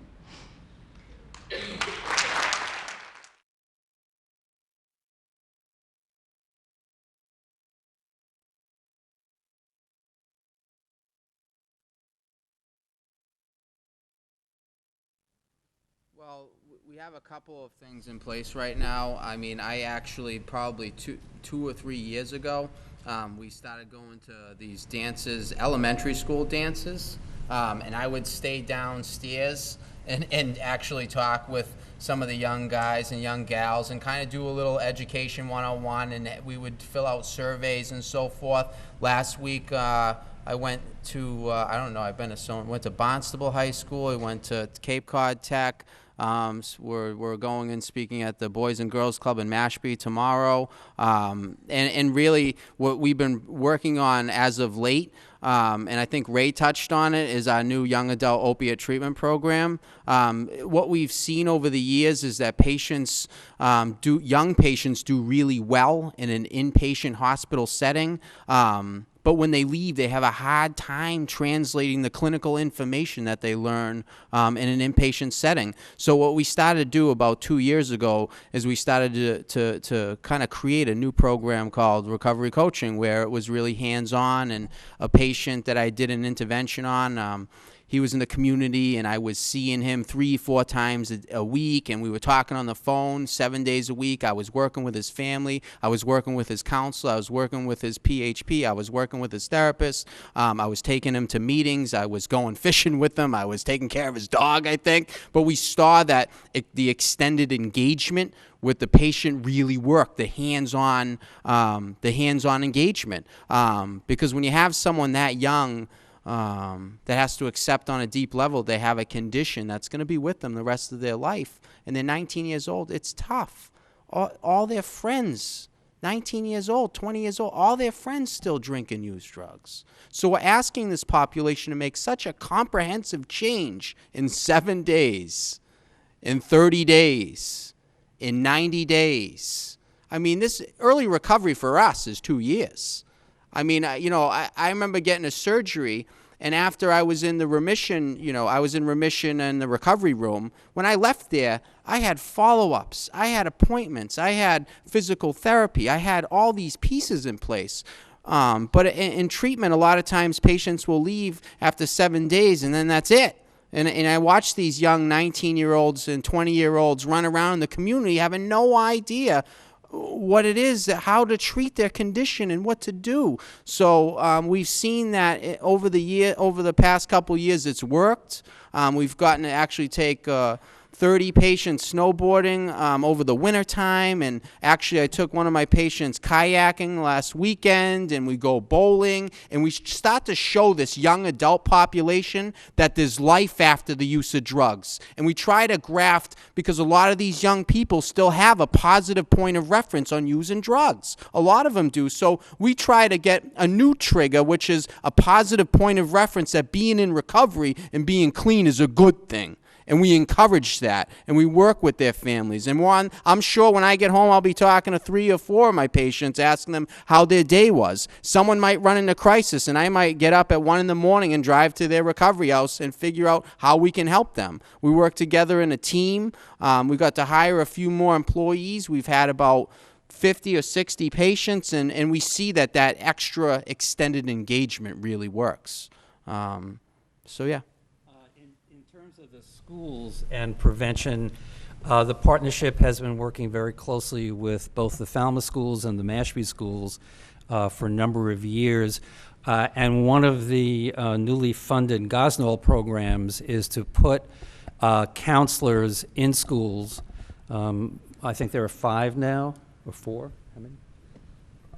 4. By the fall, we'll be in 10 to 12 schools across the Cape. And this is not only to intervene with kids who are at high risk, but also begin to work with the kids who are not at high risk and with faculty to bring some of these educational components about drugs into the schools. The other thing is that one of the most important things for youngsters is to be involved in what we call pro-social activities. And these are activities in the schools or in the community, such as volunteering, being involved in sports, anything that's not antisocial, essentially is pro-social activities. In Falmouth High School, we have a great program called Jack's Pact, and I think Samantha is here tonight who started the program. And this is a program that was named after Jack Pearsall, who was killed by a drunk driver in Mashpee after a 4th of July celebration. And his family and his friends started a program in Falmouth High School. And these are kids who pledge not to drink, not to take drugs, not to drive if they're inebriated. And they sign a pledge, and they also raise money for scholarships. So these are keeping these kids involved in a pro-social activity. Nationally, there's a well-known program. Many of you may have heard of Chris Herron, who's a promotional speaker who was a Celtic and was an addict, and he's in recovery. And through him, there's an organization called Project Purple, which is very similar to Jack's Pact. There's a program in Mashpee High School that the partnership helps support, and there's several other programs on the Cape. You know, Alexander, I do want to say we we actually placed our first ever counselor in an elementary school about 3 months ago. 2 days a week. It's in the Mid-Cape. She was there 2 weeks, and they said, can she be there 3 days a week? And she's been there 2.5, 3 months, 2.5 to 3 months, and they said, can she be here 4 days a week? So it is, we're getting there. And the other good thing, of course, Chris has talked in all the high schools on the Cape. We're very happy that in one of them particularly, we now have almost 20% of the high school, one particular high school, is now enrolled in the Project Purple program. And so part of this has to do with beginning to influence the school culture that clean and sober is okay. It's a shift in the kinds of thing. I remember the first time we went to this school, there were half a dozen Project Purple kids there, and Chris said to me, come on, man, you got to buy some of these purple shirts and give them to these kids. It's all about the shirts. But we were there in the fall, and Chris kicked off a program with us, and there were 50 kids who wore purple shirts. The last count I knew, we had 118 kids in that school, in that high school, who were wearing purple shirts. And so the good thing about that is it is possible, when the tide begins to roll, it is possible to change things that right now seem, to a lot of people, very hopeless.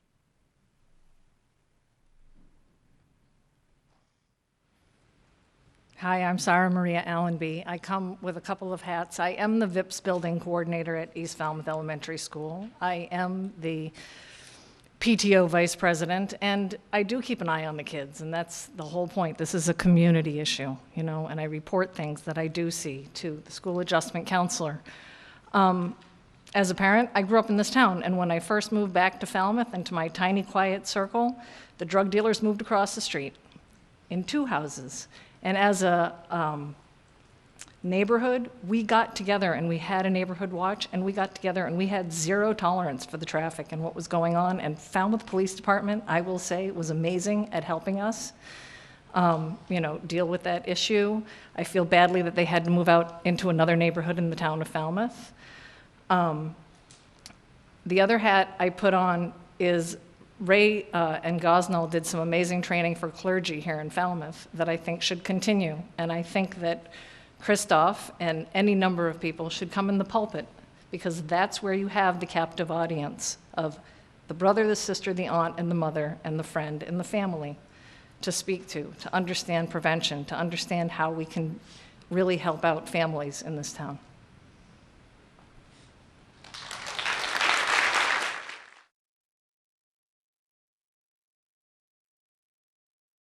Hi, I would like to support decriminalization of small amounts of drugs only because I believe that our prisons are overflowing with people who have maybe minor afflictions, and they are drug abused, they need treatment, they don't get treatment in prison, and I also think our prison system in the nation has become mega multi-million-dollar business, and I don't approve of that. I also wanted to say that I support legalization of marijuana only in the regulation piece has to be in place first, because I would like to see the taxation and all of the money that is gained from it go toward treatment. Most people who are using drugs are self-medicating, and there are mental illness and addiction and things that need to be treated. So I would like to have some legalization, but the money go not toward the profiters, but to go toward treatment. I work in the community and have worked with multi-generations of family recently. A grandmother. I work in early intervention, so the 3rd generation, the grandmother of the little one, had dealt with the mom's addiction for 10 years since adolescence through early adulthood, and finally was asking for help to get the woman some treatment. And when we tried to find the avenue toward that, we're told that to pink paper her would mean that if there were a bed open, she could go directly into treatment, but otherwise would be held in a prison. And the grandmother just wasn't willing to do that to her daughter. She would not have her be incarcerated while she waited for a bed to be available. And so she gave up, and so they will go on for years and years further until a greater crisis is met. Hopefully there will be a bed available, but I don't know. Another instance I had recently was with a family I'm working with, and this was someone in recovery and was red flagged at a pharmacy, and she got her grandmother's prescription for painkiller and went right in and got it filled, and although she gave her name and she was red flagged, it was given to her. And I don't know how that system is supposed to work, but obviously it is failing. So these are just instances that I know from our local community, and so.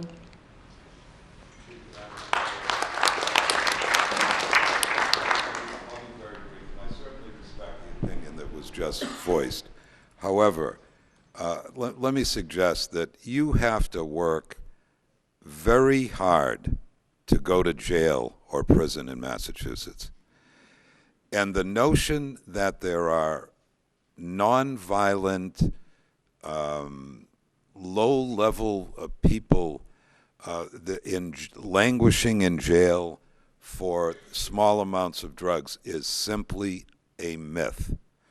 If you look at the criminal records of those who are sentenced to jail and prison, there invariably is a long criminal history, as well as an accompanying charge, whether it's a gun charge or a housebreaking charge or whatever else. There are very few people that are in prison in Massachusetts solely for drugs.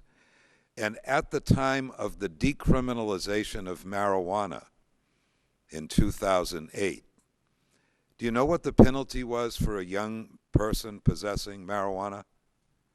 It was a continuance without a finding. There was no jail penalty. You couldn't put a young person in jail for a small amount of marijuana. Mind you, the idea of this incremental legalization of drugs is just that.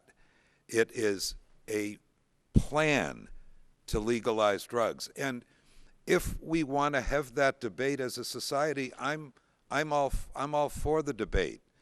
But let's be honest about it. George Soros, who funds in Massachusetts these drug initiatives, started out in 2006, some of you may remember, with an attempt through the ballot question process to legalize cocaine. And that didn't fly because, they're afraid of cocaine. Marijuana, that's harmless. So the next iteration, the next incremental step was ballot question 2 in 2008. Let's decriminalize a small amount. Then it's medicinal marijuana, and in 2016, as I referenced earlier, it will be the complete decriminalization of marijuana like Oregon, Washington, Colorado. And one of the ironies of this is, as the United States is marching down this road to decriminalization, Holland, the Netherlands, are walking it back because they've turned their countries after 15 years into a nation of young potheads. If that's what we want to do in this country, fine, let's have that debate. But let's have it armed with the knowledge that people aren't languishing in prison just for drugs, armed with the knowledge that the THC content in marijuana changes the physiology of the brains of kids. And if that's what we want to do, give the imprimatur of the adult community that this is fine, then let's be honest about that debate. Thank you.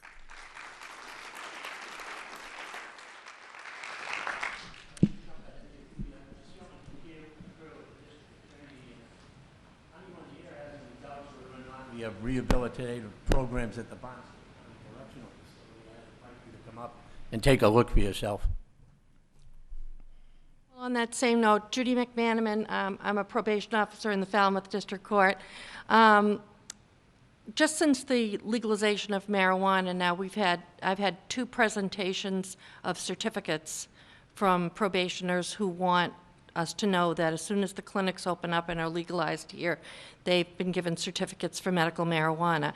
And when asked why they are being served with these certificates, the answer is for anxiety.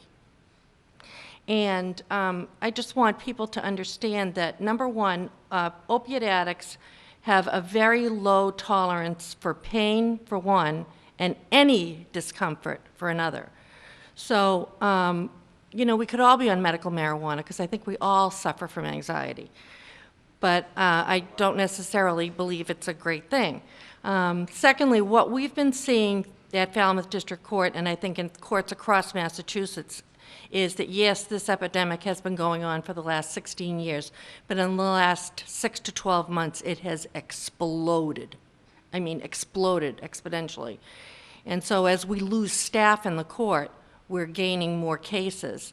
And when we get cases coming out of court that I have somebody sitting down to sign up for probation, and the charges are breaking and entering at night with intent to commit a felony, breaking and entering in the day with intent to commit a felony, larceny over, larceny less, shoplifting. My first question to them is, what's your drug of choice? Because those are all drug charges. Those are all, it doesn't need to say possession of heroin with intent to distribute to be related to drugs. But my question for Ray is, I know, Ray, that you've talked often about addiction being a brain disease, and what we see at Falmouth also is, and courts across the state, and we've heard tonight, is that the shortage of beds. And we have the ability at times to get people into the detox, the 3 to 5 day, which ends up being like a spin dry. And certainly the longer that somebody can stay in a structured treatment program, like a Reflections that High Point runs, which is a court alternative program, and then the WATSI program, the Women's Addiction Treatment Program, and the MATSI Men's Addiction Treatment Program. I think the statistics might prove that those programs have a longer or a greater success rate, in other words, a reduced recidivism rate over a period of time. And we certainly miss the old Gosnold TSS, where people could wait to get into long-term treatment, and we're wondering if there's any kind of play being made with the legislature or these committees that you're on to try and get some more longer-term treatment or some holding facilities for people to get into those longer-term treatment facilities. I think that certainly there's serious discussion about adding capacity to the system. I think if the capacity that's added to the system is restricted to beds, then we're not really giving, I think, fair due to the nature of addiction. I dare say that the regression rates for patients who are in programs of 30-day length or 60-day lengths or 90-day lengths are probably not terribly dissimilar. I think that certainly being able to match patients to levels of care to enable them to gain or gather the internal resources and the community resources in place for them to stay in remission are important. And we need to have that across the board. The meeting this afternoon was focused very much on that. But I hearken back to my comments, and I said this to Senator Flanagan when I met with her a few weeks ago. If all you do is add beds to the system, if all you do is put more beds where people can be committed against their will, what you will effectively do is create a state hospital system for addiction patients. This has got to be more than a detox is an emergency room for addiction. It's a place where folks are medically stabilized and safely brought through withdrawal. And if it's done well, it's done in 4 to 6 to 7 days. That's what a detox does. A program that's a rehab program or a transitional program of 3, 4, or 5 weeks certainly does some good, but it cannot stop there. And I can't say this enough, because I go to Emerson House and I see there's 38 patients at Emerson House. There's a dozen staff people there. And I talk to young women there, and they have support that is unparalleled for a women's program in this state. And I listen to them, and I listen to their experience and how great they feel. And part of my brain then shifts to the day that they walk out of Emerson House, when suddenly they don't have 45 people who are there at every turn to say, how are you feeling today? You don't look so good today. I've been in the places that they go after they leave, and sometimes it's to a family. Often it's to independent living. And I think about a woman who's in a place where she has incredible support. And what is it like to fall off that cliff the day you leave there? Why isn't there a comprehensive, robust system of support for that woman when she leaves there? You know, I would guess that for most people, the most gain that's made in a longer-term inpatient residential program happens probably in the first 40 or 50 days. After that, you get better, but the line starts to level out. What happens when you walk out of there? It's not enough. It's not, and it's not just for the women. It's for the men too, and it's for the folks who say, I never felt as good as I do today. This program has done so much for me. Alexandra's not rare, but certainly exceptional in that she has found apparently resources in the community, supports. That's why what Christoph, we picked Christoph to do this recovery coaching thing about 1.5 years ago. Last month we hired our 6th recovery coach. It's not reimbursed. There's no insurance system that reimburses it. Yet in the 60 folks that have been through that program, now it's about a year, the reduction in returning to detox that in that group has been reduced by 70%. Rehab by 90%. They're not going to rehab. And even the ones who have setbacks, and people do have setbacks. This is just like any other chronic condition. A year after you get an acute treatment for diabetes, 50% of the people will require another treatment, another acute treatment. It's the same for addiction. Yet we blame the patient, doesn't want it, or we say treatment doesn't work. I think our hospitalizations, I think we've had 1 hospitalization in this group of 60. And these are all 18 to 28-year-olds who live on the Cape, right? 1. The year previous, 11 hospital admissions. 4 are back in college. How do we keep this thing going? I mean, you know, we're scrapping around, going somewhere, writing little grants, trying to get money. We've gotten good support for it. But that's where we need to do the investment. Even those who have setbacks, and Johnny, who tracks that stuff for us, less than 72 hours, they're back in a stabilization setting. Maybe it's the detox, maybe it's outpatient, maybe it's something else. So even the young people who are having regressions and are resuming use. We had one young girl who was in the detox a few weeks ago. She said, my God, I picked up at 8 o'clock. By 2:30 in the morning, I was being brought to the detox. It's not even worth it. Absolutely. Now, you know, these guys are working 24/7. So, sure, we need beds. But my dream is to be able to someday say, just like with Randy Hunt and his Assist Act, boy, we don't need as many prison cells. We don't need as many detox beds. We now have something that really attends to the biggest public health problem that this country faces right now that affects 40% of the American people, yet is the most misunderstood, the most undertreated, underfunded, and underrepresented. And I got to tell you, it's only, you running this year?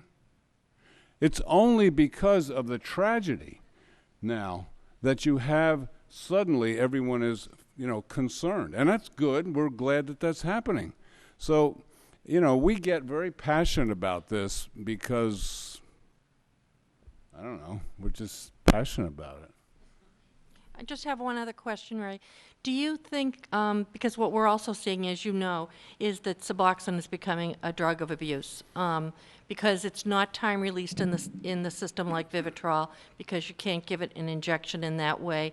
The Suboxone people that get it legally are selling half their prescription to their heroin addicts, so then the heroin addicts have a supply so they don't get dope sick, and they're trading off. I had a first probationer the other day that showed me his arms and said he is now taken to crushing and injecting himself with Suboxone to get high. So well, we're admitting patients to the detox to detox them from Suboxone. And Suboxone is very difficult to get off if but I mean, let's, and certainly that's happening, and that's a tragedy, and let's not forget that there are some folks that are doing pretty well with it, but it's a problem. Diverting it is a problem. I'm wondering, though, if there's any talk with any pharmaceutical companies, or if there's any possibility that could be manufactured in injection, because I know that some people cannot take the Vivitrol because they do the test with naltrexone pills and they're allergic to it, so they have to take Suboxone if they want any kind of medication supplementation. But that's what we're seeing. There is some. Maybe actually in Europe, I'm not sure, a subcutaneous form of it where it's injected under the skin and it time releases out over a period of time. I think they're looking at that. I mean, one of the reasons they went to the film was to avoid the problem of diversion and also cheeking the medication, storing it, and is the film Subutex or is that Suboxone also? Suboxone. Oh, thank you. That's what we use we use Suboxone in the detox for 3 days, three or 4 days. Our problem is because it's an opiate and you can't begin taking Vivitrol until all opiates are out of your system. There's for anywhere from, they say 7 to 10 days. I mean, we've done it even 5 to 7 days. Is that you have a little bit of a donut hole where the patient is being discharged from the detox, but they haven't been off of, they're not, the opiates aren't out of their system in order to be able to start the Vivitrol, and that's a struggle we have with the insurers. The insurers are going we're not going to cover any more time. The guy's detoxed, and we're saying we just need like 3 or 4 more days to get him to the next place. Probably save you another detox, but that's a whole other forum. Thanks, Ray.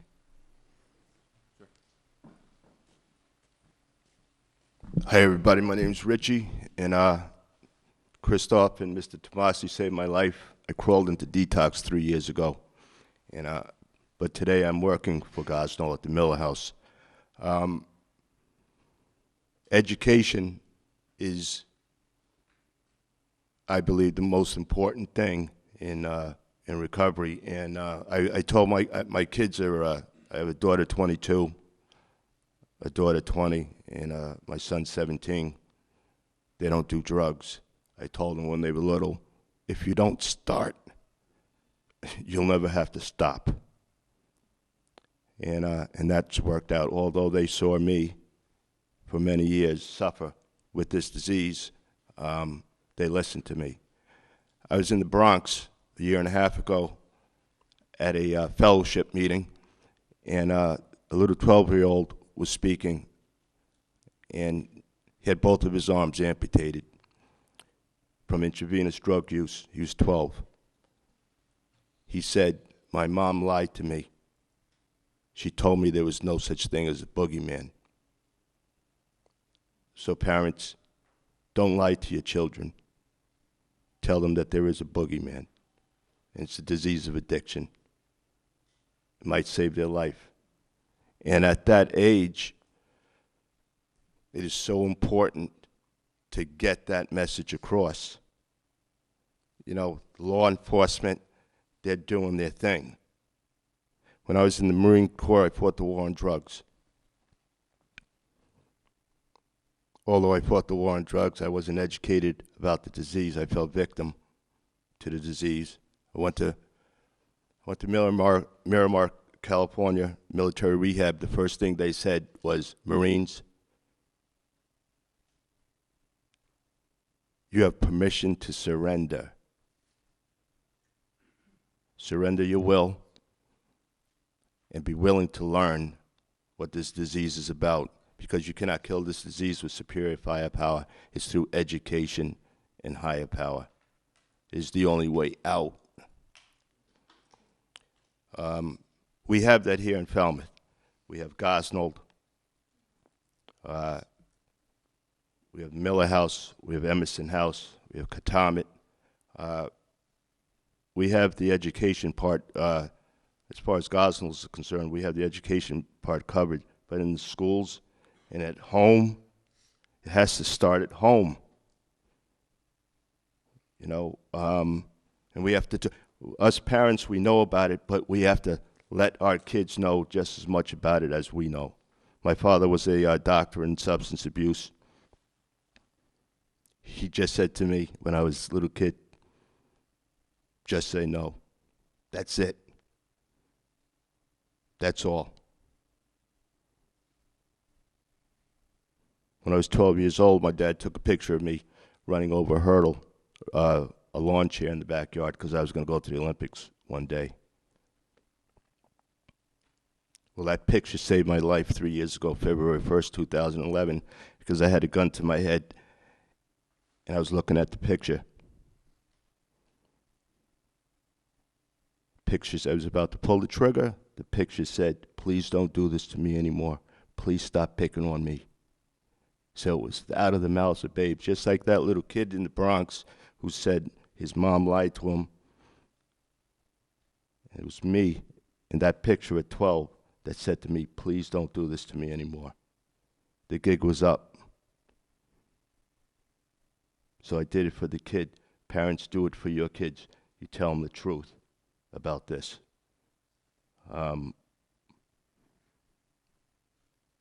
Gosnold has what they need, what addicts need in active addiction. They might not have, you know, they don't have everything certain people want, but we have what they need. And Gosnold saved my life. I respect the law enforcement. I know you guys are doing, in the courts, are doing everything you can to fight this this situation, but it's through education. Through education, I call patients at the Miller House students. I get in trouble for that a lot, but I don't call them patients. I go, we have 25 students on deck, you know. But because through education, that is the way out. As long as there's a demand, okay, the drugs will keep on coming in. So if we get this education to the kids at an early age, and what's early? However old they are right now, that's when we get them, no matter how old they are, you know. So they don't have to suffer. If there's a demand, it'll keep on coming. We can't fight this with superior firepower. It's through education. And that's all I've got to say. Thanks.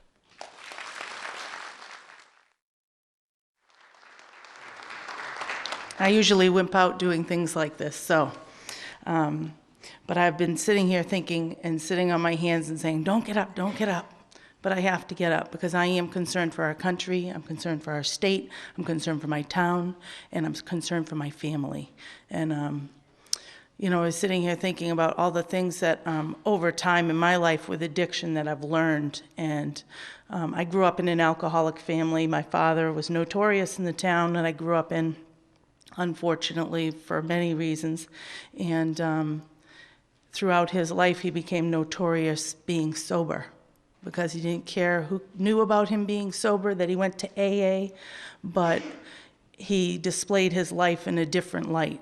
He got sober because he went to a detox in 1984, that wasn't like the super popular thing to do. There weren't a trillion detoxes in 1984. There were hospitals you went to. And he taught me a lot of things about life, but they weren't all things that I was ready to use at the time. So as a teenager, I was mischievous, etc. But I stand here today, I'm 45 years old today. I haven't had a drink or a drug since I was 16. And I used to be really private about it. I'm becoming increasingly unpopular among the teenage community in Sandwich, because every one of my children's friends know my stance on addiction, and I talk to them. And it's kind of funny because yesterday a couple things came full circle for me. I was talking to my sons, and I said, oh, so-and-so probably doesn't like me because I'm talking to them about all this stuff. And they say, no, Mom, you're the bomb because you're real. Let's start being real with our kids. You know, it's such a struggle. There's so much genetic predisposition, and there's so little community education. This is a rarity, isn't it? You know, but we're all here because we want to be educated, you know, and with all due respect, and so you know a little tiny more piece about my difficulties in life. My husband is actually a resident at the Barnstable County House of Correction due to the disease of addiction, and every bit of it. Criminal activity, addiction related. Sweetest man you'd ever want to meet, can't get out of his own way if he picks up a drug. And on Friday nights and Sunday afternoons I visit, and I sit in your waiting room respectfully, and I talk to people, and I tell them about addiction. And I also have to respectively let you know that I disagree with your 80%. I believe that your number is probably more like 99%. Of the residents there that have had experience with addiction or within their families, or but I'm very hopeful, like Christoph. I feel great hope because I think of the amount of people here today. 20 years ago, there wasn't even a room to sit in to talk about this stuff. So I think we're moving in the right direction. I would love to be a part of any efforts that any of you have to make, and I appreciate your involvement in my family's life. Maybe not totally, but but you know what I mean. I really, I just really think that there should be so much more available, and truthfully, the lobby doesn't have any literature there on addiction, and that's, to me, a shame. So maybe you and Mr. Tomasi and a couple of these guys can hook up and put some stuff out there. Thanks.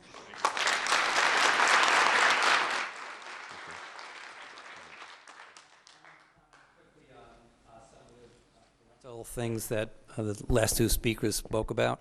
It is extremely important to talk to your kids, and if you have problems doing that or don't know how to do that, if you go to our website, falmouthprevention.org, there's a whole section on parenting, and there's a number of articles that will tell you step by step how to talk to your kids appropriately about drugs and alcohol, and it's age related. So how to talk to a 5 to 8 year old and 8 to 12-year-old, etc.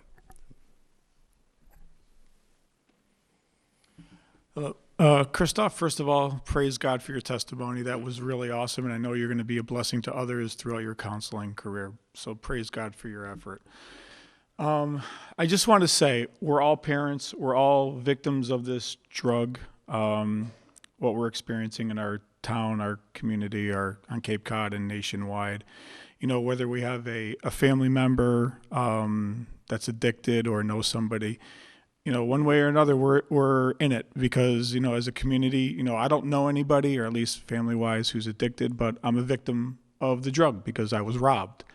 And believe me, that's about the last thing I thought was going to happen to me here in Falmouth. And you know, that's one of the things that's part of this, you know, the society that we're living in. You know, it's a drug that's induced by, you know, wanting, having and needing more. And I agree with you wholeheartedly, sir. It starts here as a father. It starts as a parent. You have to educate your children that drugs are awful. They kill, they destroy families, they do everything that we as a family society believe in. So you need to teach your children as a parent that drugs will kill people and they will destroy families. And I don't think there's anyone in this room that can attest or deny that. It will destroy families. And Mr. O'Keefe, I applaud you for, continuing the effort to keep drugs off the street and not legalize marijuana. If people want to smoke pot with their kids at home, shame on you. I don't even know why we're even talking about that, because it's going to be cocaine, it's going to be PCP, it's going to be, come on, what other drugs do we want to legalize? And until your family member gets hit head on by somebody who's on drugs or alcohol, you're not affected by it, and that you don't really care about it until it really affects you. But I think everybody in this audience is being affected by this particular drug or knows somebody that's being affected by it. So I think we need to do the right thing in that. So again, Christoph, I applaud you for standing up and just having the faith to move forward with, your life and getting back on track. But as a parent, we're the bottom line. We're the teachers, and it has to do, and we do need to teach this educationally in the schools. I know some of you are, have your hands tied in doing that effort, but as a parent, you need to teach your children, you need to teach your grandchildren if it applies, but we need to be the educators. We can't rely on the panel that sits up here. We're parents. We need to be bold enough to stand up for what we believe in. I appreciate your effort and your time here this evening, and that's really all I have to say.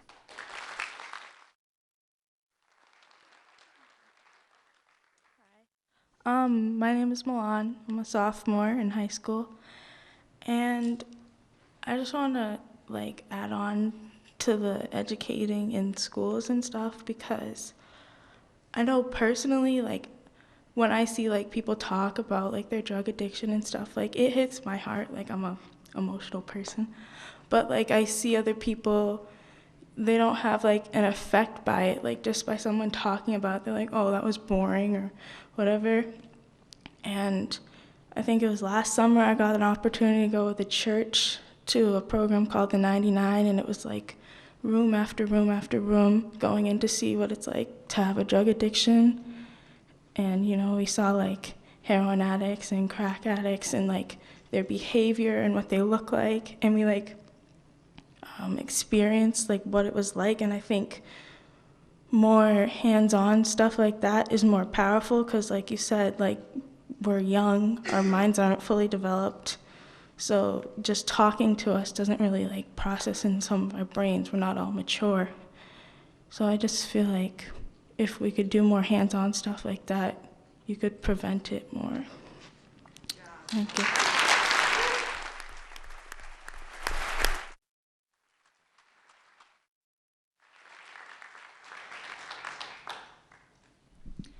Hi, my name is Rebecca. I'm a nurse at Cape OB, Dr. Talbert's office. Thank you. Ingrid is doing a wonderful job helping the patients get set up with resources in the community. And there's been a lot of stuff on the news and the paper about babies, born addicted to, whether it be street drugs or Subutex. And, the babies are innocent and they do suffer. But the moms also suffer with this a lot. They don't want to be in this position, and it's difficult because it's not safe for them to completely stop using drugs, during the pregnancy. And when we first started getting them in, we would tell them, try and get them to primary cares who had a license to distribute Subutex.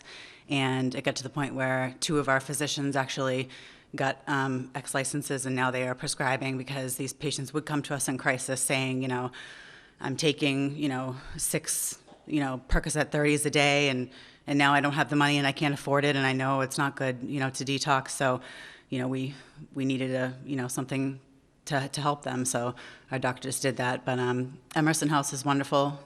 They help a lot of our patients, and I do agree that we do need a step down, from Emerson, to help them get along, without a great support system right at their disposal. Many of these women come from families that also deal with this, and it's hard for them to try and be clean and sober when their environment, that is full of people dealing with this same problem. So I know that people, are very sad for the babies, and they do suffer, but the moms also suffer too. So let's not forget about them.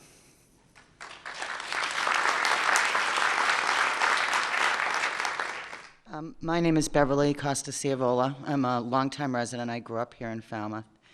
Thank you, Ray, and all the rest of you for your presentations tonight, and for anybody that got up and spoke. I run a small nonprofit here on the Cape that does family support work. And one of the things that I do is I run groups for grandparents raising grandchildren. And 90% of the grandparents who have the grandchildren in our groups have them because of drug addiction. And of those 90%, probably 95% of them started using drugs because of mental illness. And so I think that we need to look at, we need to start looking upstream because that's what prevention is all about. We tend to be a reactionary instead of a proactionary community. That's not just us, it's our nature, because we don't want to believe that something's happening in our own backyards, but it is, and it's going to continue, and it's going to ebb and flow just like it has. Big drug problems when I was a kid, and then you didn't hear anything about it for a really long time, and it rears its ugly head again. I agree, that we need to talk to our children, but it's not just about talking to our children. I have lots of friends who have children who are drug addicted who did not bring their children up to be drug addicts. I think Christoph is a great example of that. He said he had wonderfully supportive parents who didn't, and his goal in life wasn't to grow up to die underneath of a bridge. I also do a lot of suicide intervention and prevention work, and I'll tell you that the lost survivors and the attempt survivors that I talk to, many of them bring up the issue of addiction and mental illness and the stigma that those things are associated with, and how hard it is for them to come out and talk about it, because it always comes back to being their fault, their problem, and not the problem of all the rest of us. Well, that's not the way it needs to be. We need to stop making blame and just look at the problem and say, it's time to do something about it. We all need to be proactive. We need to look at prevention. And that's how we're going to be able to take care of this problem. Thank you again for all you do.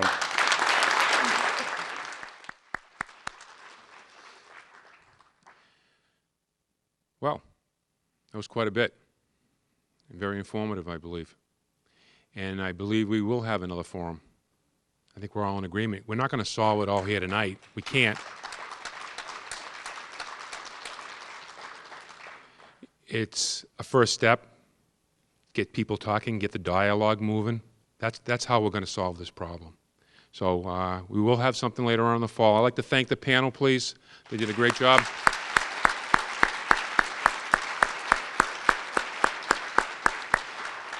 And I definitely want to thank all of you for coming tonight. Take time out of your time. It's important. And it was a very decent crowd. I also would like to thank the Superintendent, Bonnie Gifford, and Principal Driscoll for allowing us to use this great facility. And we're going to move forward. But don't leave, because you all got raffle tickets when you came in. We're going to let you leave with something. The Prevention Partnership has a lockbox for the prescription drugs. So see if there's a winner here.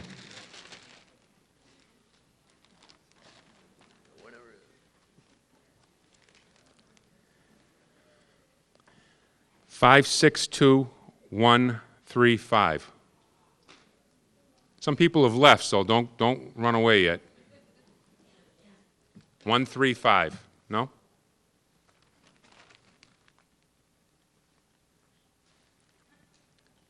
Five 562-054.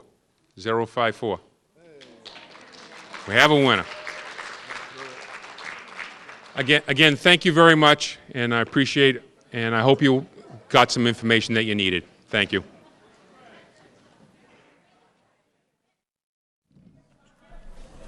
See you at the next forum.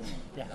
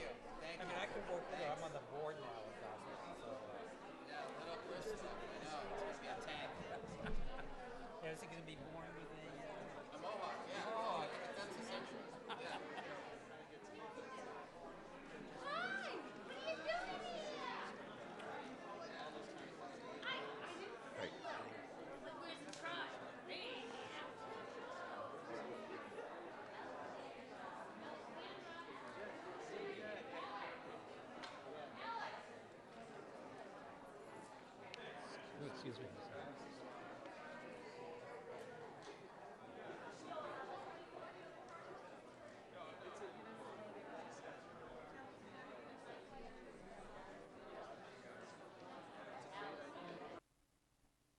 Pictures, I was about to pull the trigger. The picture said, please don't do this to me anymore. Please stop picking on me.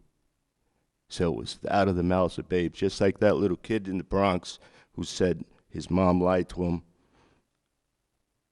It was me in that picture at 12 that said to me, please don't do this to me anymore. The gig was up. So I did it for the kid. Parents, do it for your kids. You tell them the truth about this.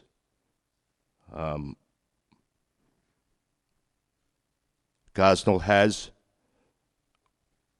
what they need, what addicts need in active addiction.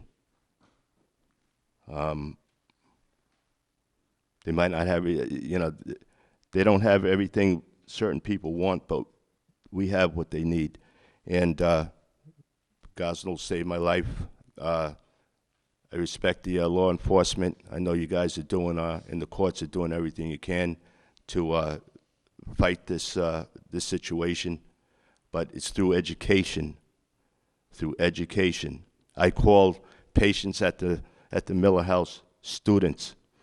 I get in trouble for that a lot, but I don't call them patients. I go, we have 25 students on deck, But because it's through education, that is the way out. As long as there's a demand, okay, the drugs will keep on coming in. So if we get this education to the kids at an early age, and what's early? However old they are right now, that's when we get them, no matter how old they are. So they don't have to suffer. If there's a demand, it'll keep on coming. We can't fight this with superior firepower. It's through education. And that's all I've got to say. Thanks.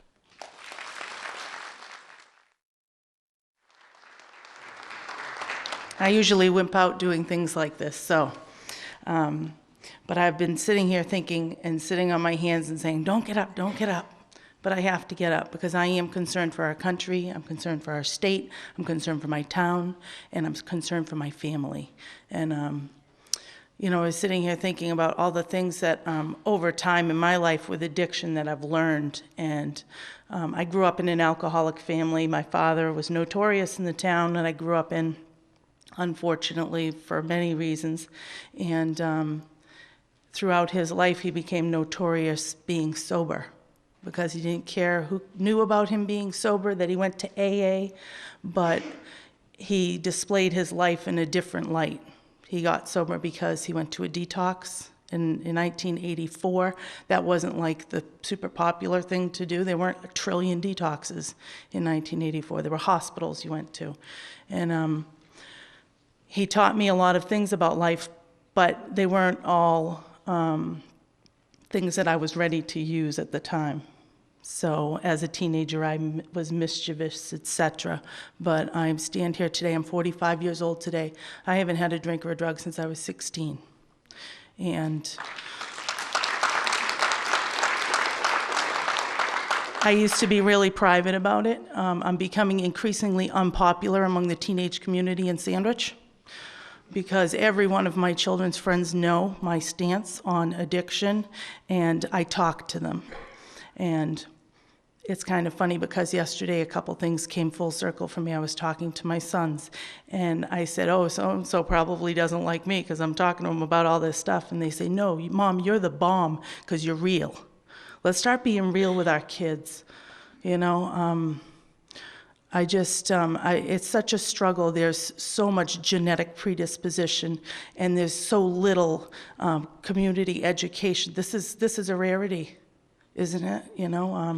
But we're all here because we want to be educated, and with all due respect, and so a little tiny more piece about my difficulties in life. My husband is actually a resident at the Barnstable County House of Correction due to the disease of addiction, and every bit of it. Criminal activity, addiction related. Sweetest man you'd ever want to meet, can't get out of his own way if he picks up a drug. And on Friday nights and Sunday afternoons, I visit and I sit in your waiting room respectfully. And I talk to people and I tell them about addiction. And I also have to respectively let you know that I disagree with your 80%. I believe that your number is probably more like 99% of the residents there that have had experience with addiction or within their families.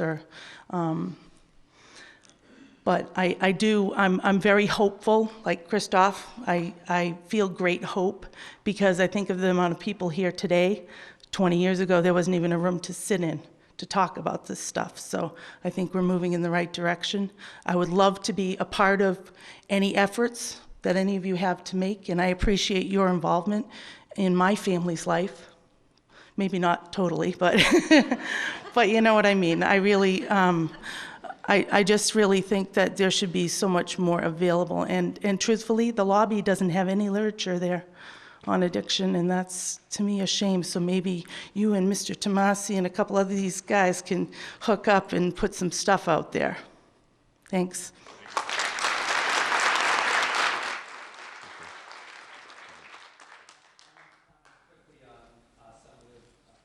Things that the last two speakers spoke about.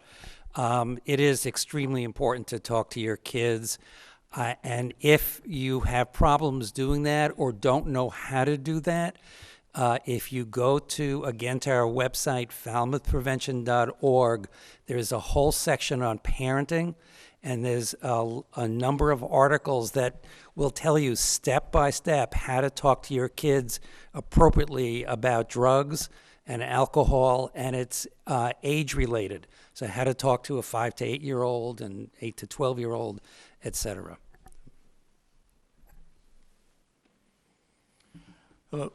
Christoph, first of all, praise God for your testimony. That was really awesome, and I know you're going to be a blessing to others throughout your counseling career. So praise God for your effort. I just want to say, we're all parents. We're all victims of this drug. What we're experiencing in our town, our community, on Cape Cod and nationwide. You know, whether we have a family member that's addicted or know somebody, you know, one way or another, we're in it because, you know, as a community, you know, I don't know anybody, or at least family-wise, who's addicted, but I'm a victim of the drug because I was robbed. And believe me, that's about the last thing I thought was going to happen to me here in Falmouth. And you know, that's one of the things that's part of this, you know, the society that we're living in. You know, it's a drug that's induced by, you know, wanting, having and needing more. And I agree with you wholeheartedly, sir. It starts here as a father. It starts as a parent. You have to educate your children that drugs are awful. They kill, they destroy families, they do everything that we as a family society believe in. So you need to teach your children as a parent that drugs will kill people and they will destroy families. And I don't think there's anyone in this room that can attest or deny that. It will destroy families.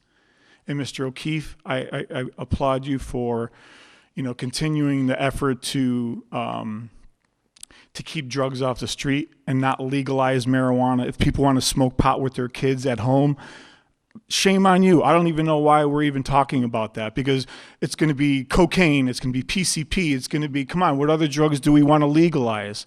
And until your family member gets hit head on by somebody who's on drugs or alcohol, you're not affected by it, and that you don't really care about it until it really affects you. But I think everybody in this audience is being affected by this particular drug or knows somebody that's being affected by it. So I think we need to do the right thing in that. So again, Christoph, I applaud you for standing up and just having the faith to move forward with, you know, your life and getting back on track. But as a parent, we're the bottom line. We're the teachers, you know, and it has to do, and we do need to teach this educationally in the schools. You know, I know some of you are, you know, have your hands tied in doing that effort, but as a parent, you need to teach your children, you need to teach your grandchildren if it applies, but we need to be the educators. We can't rely on the panel that sits up here. We're parents. You know, we need to be bold enough to stand up for what we believe in. I appreciate your effort and your time here this evening, and that's really all I have to say.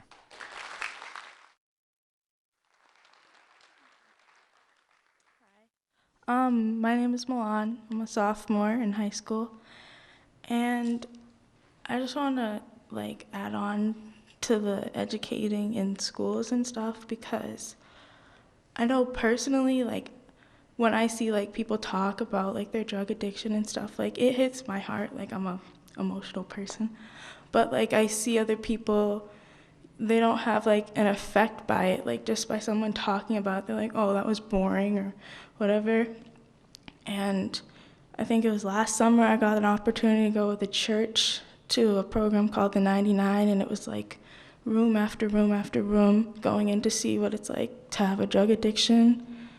And we saw heroin addicts and crack addicts and their behavior and what they look like, and we experienced what it was like. And I think more hands-on stuff like that is more powerful, because like you said, we're young, our minds aren't fully developed, so just talking to us doesn't really process in some of our brains. We're not all mature. So I just feel if we could do more hands-on stuff like that, you could prevent it more. Thank you.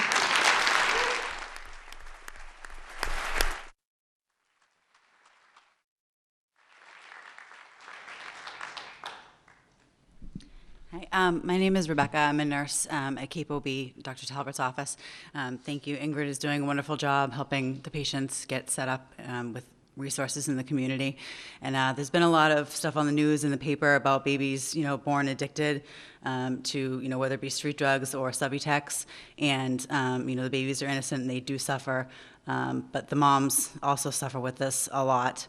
They don't want to be in this position, and it's difficult because it's not safe for them to completely stop using drugs, during the pregnancy. And when we first started getting them in, we would tell them, try and get them to primary cares who had a license to distribute Subutex. And it got to the point where 2 of our physicians actually got X licenses, and now they are prescribing, because these patients would come to us in crisis saying, I'm taking, 6 Percocet 30s a day, and now I don't have the money and I can't afford it, and I know it's not good, to detox. So, we needed something to help them. So our doctors did that. But Emerson House is wonderful. They help a lot of our patients, and I do agree that we do need a step down, from Emerson, to help them get along, without a great support system right at their disposal. Many of these women come from families that also deal with this, and it's hard for them to try and be clean and sober when their environment, that is full of people dealing with this same problem. So I know that people, are very sad for the babies, and they do suffer, but the moms also suffer too. So let's not forget about them.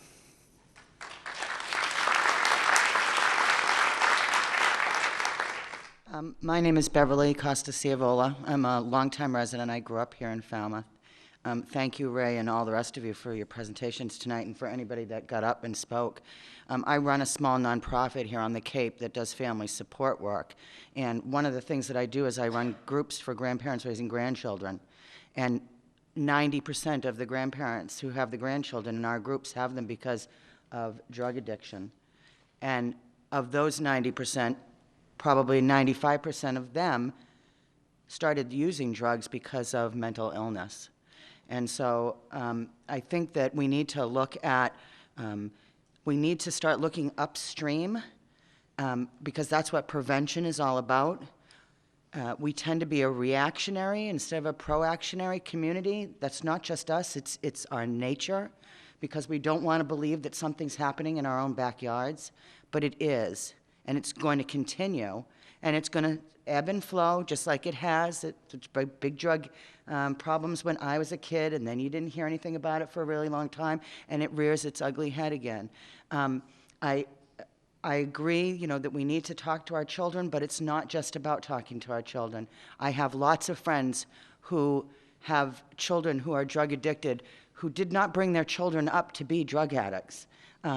You know, I think Christoph is a great example of that. He said he had wonderfully supportive parents who didn't, and his goal in life wasn't to grow up to die underneath of a bridge. I also do a lot of suicide intervention and prevention work, and I'll tell you that the lost survivors and the attempt survivors that I talk to, many of them bring up the issue of addiction and mental illness and the stigma that those things are associated with, and how hard it is for them to come out and talk about it, because it always comes back to being their fault, their problem, and not the problem of all the rest of us. Well, that's not the way it needs to be. We need to stop making blame and just look at the problem and say, it's time to do something about it. We all need to be proactive. We need to look at prevention. And that's how we're going to be able to take care of this problem. Thank you again for all you do.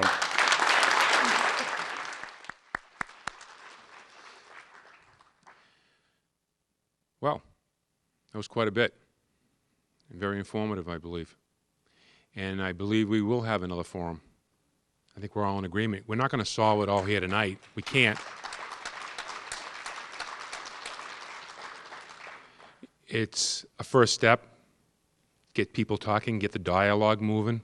That's how we're going to solve this problem. So we will have something later on in the fall. I'd like to thank the panel, please. They did a great job.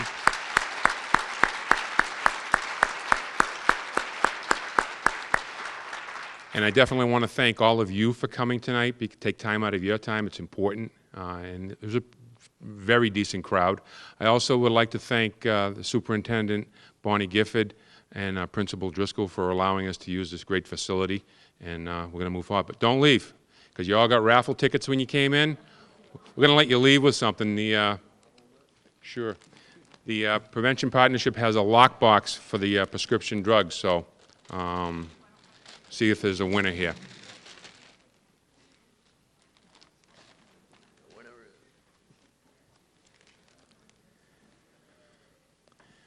Five 562-135.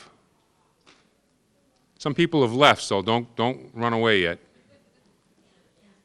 135. No?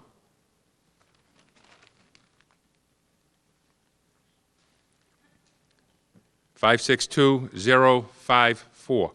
054. We have a winner. Again, thank you very much, and I appreciate it, and I hope you got some information that you needed. Thank you.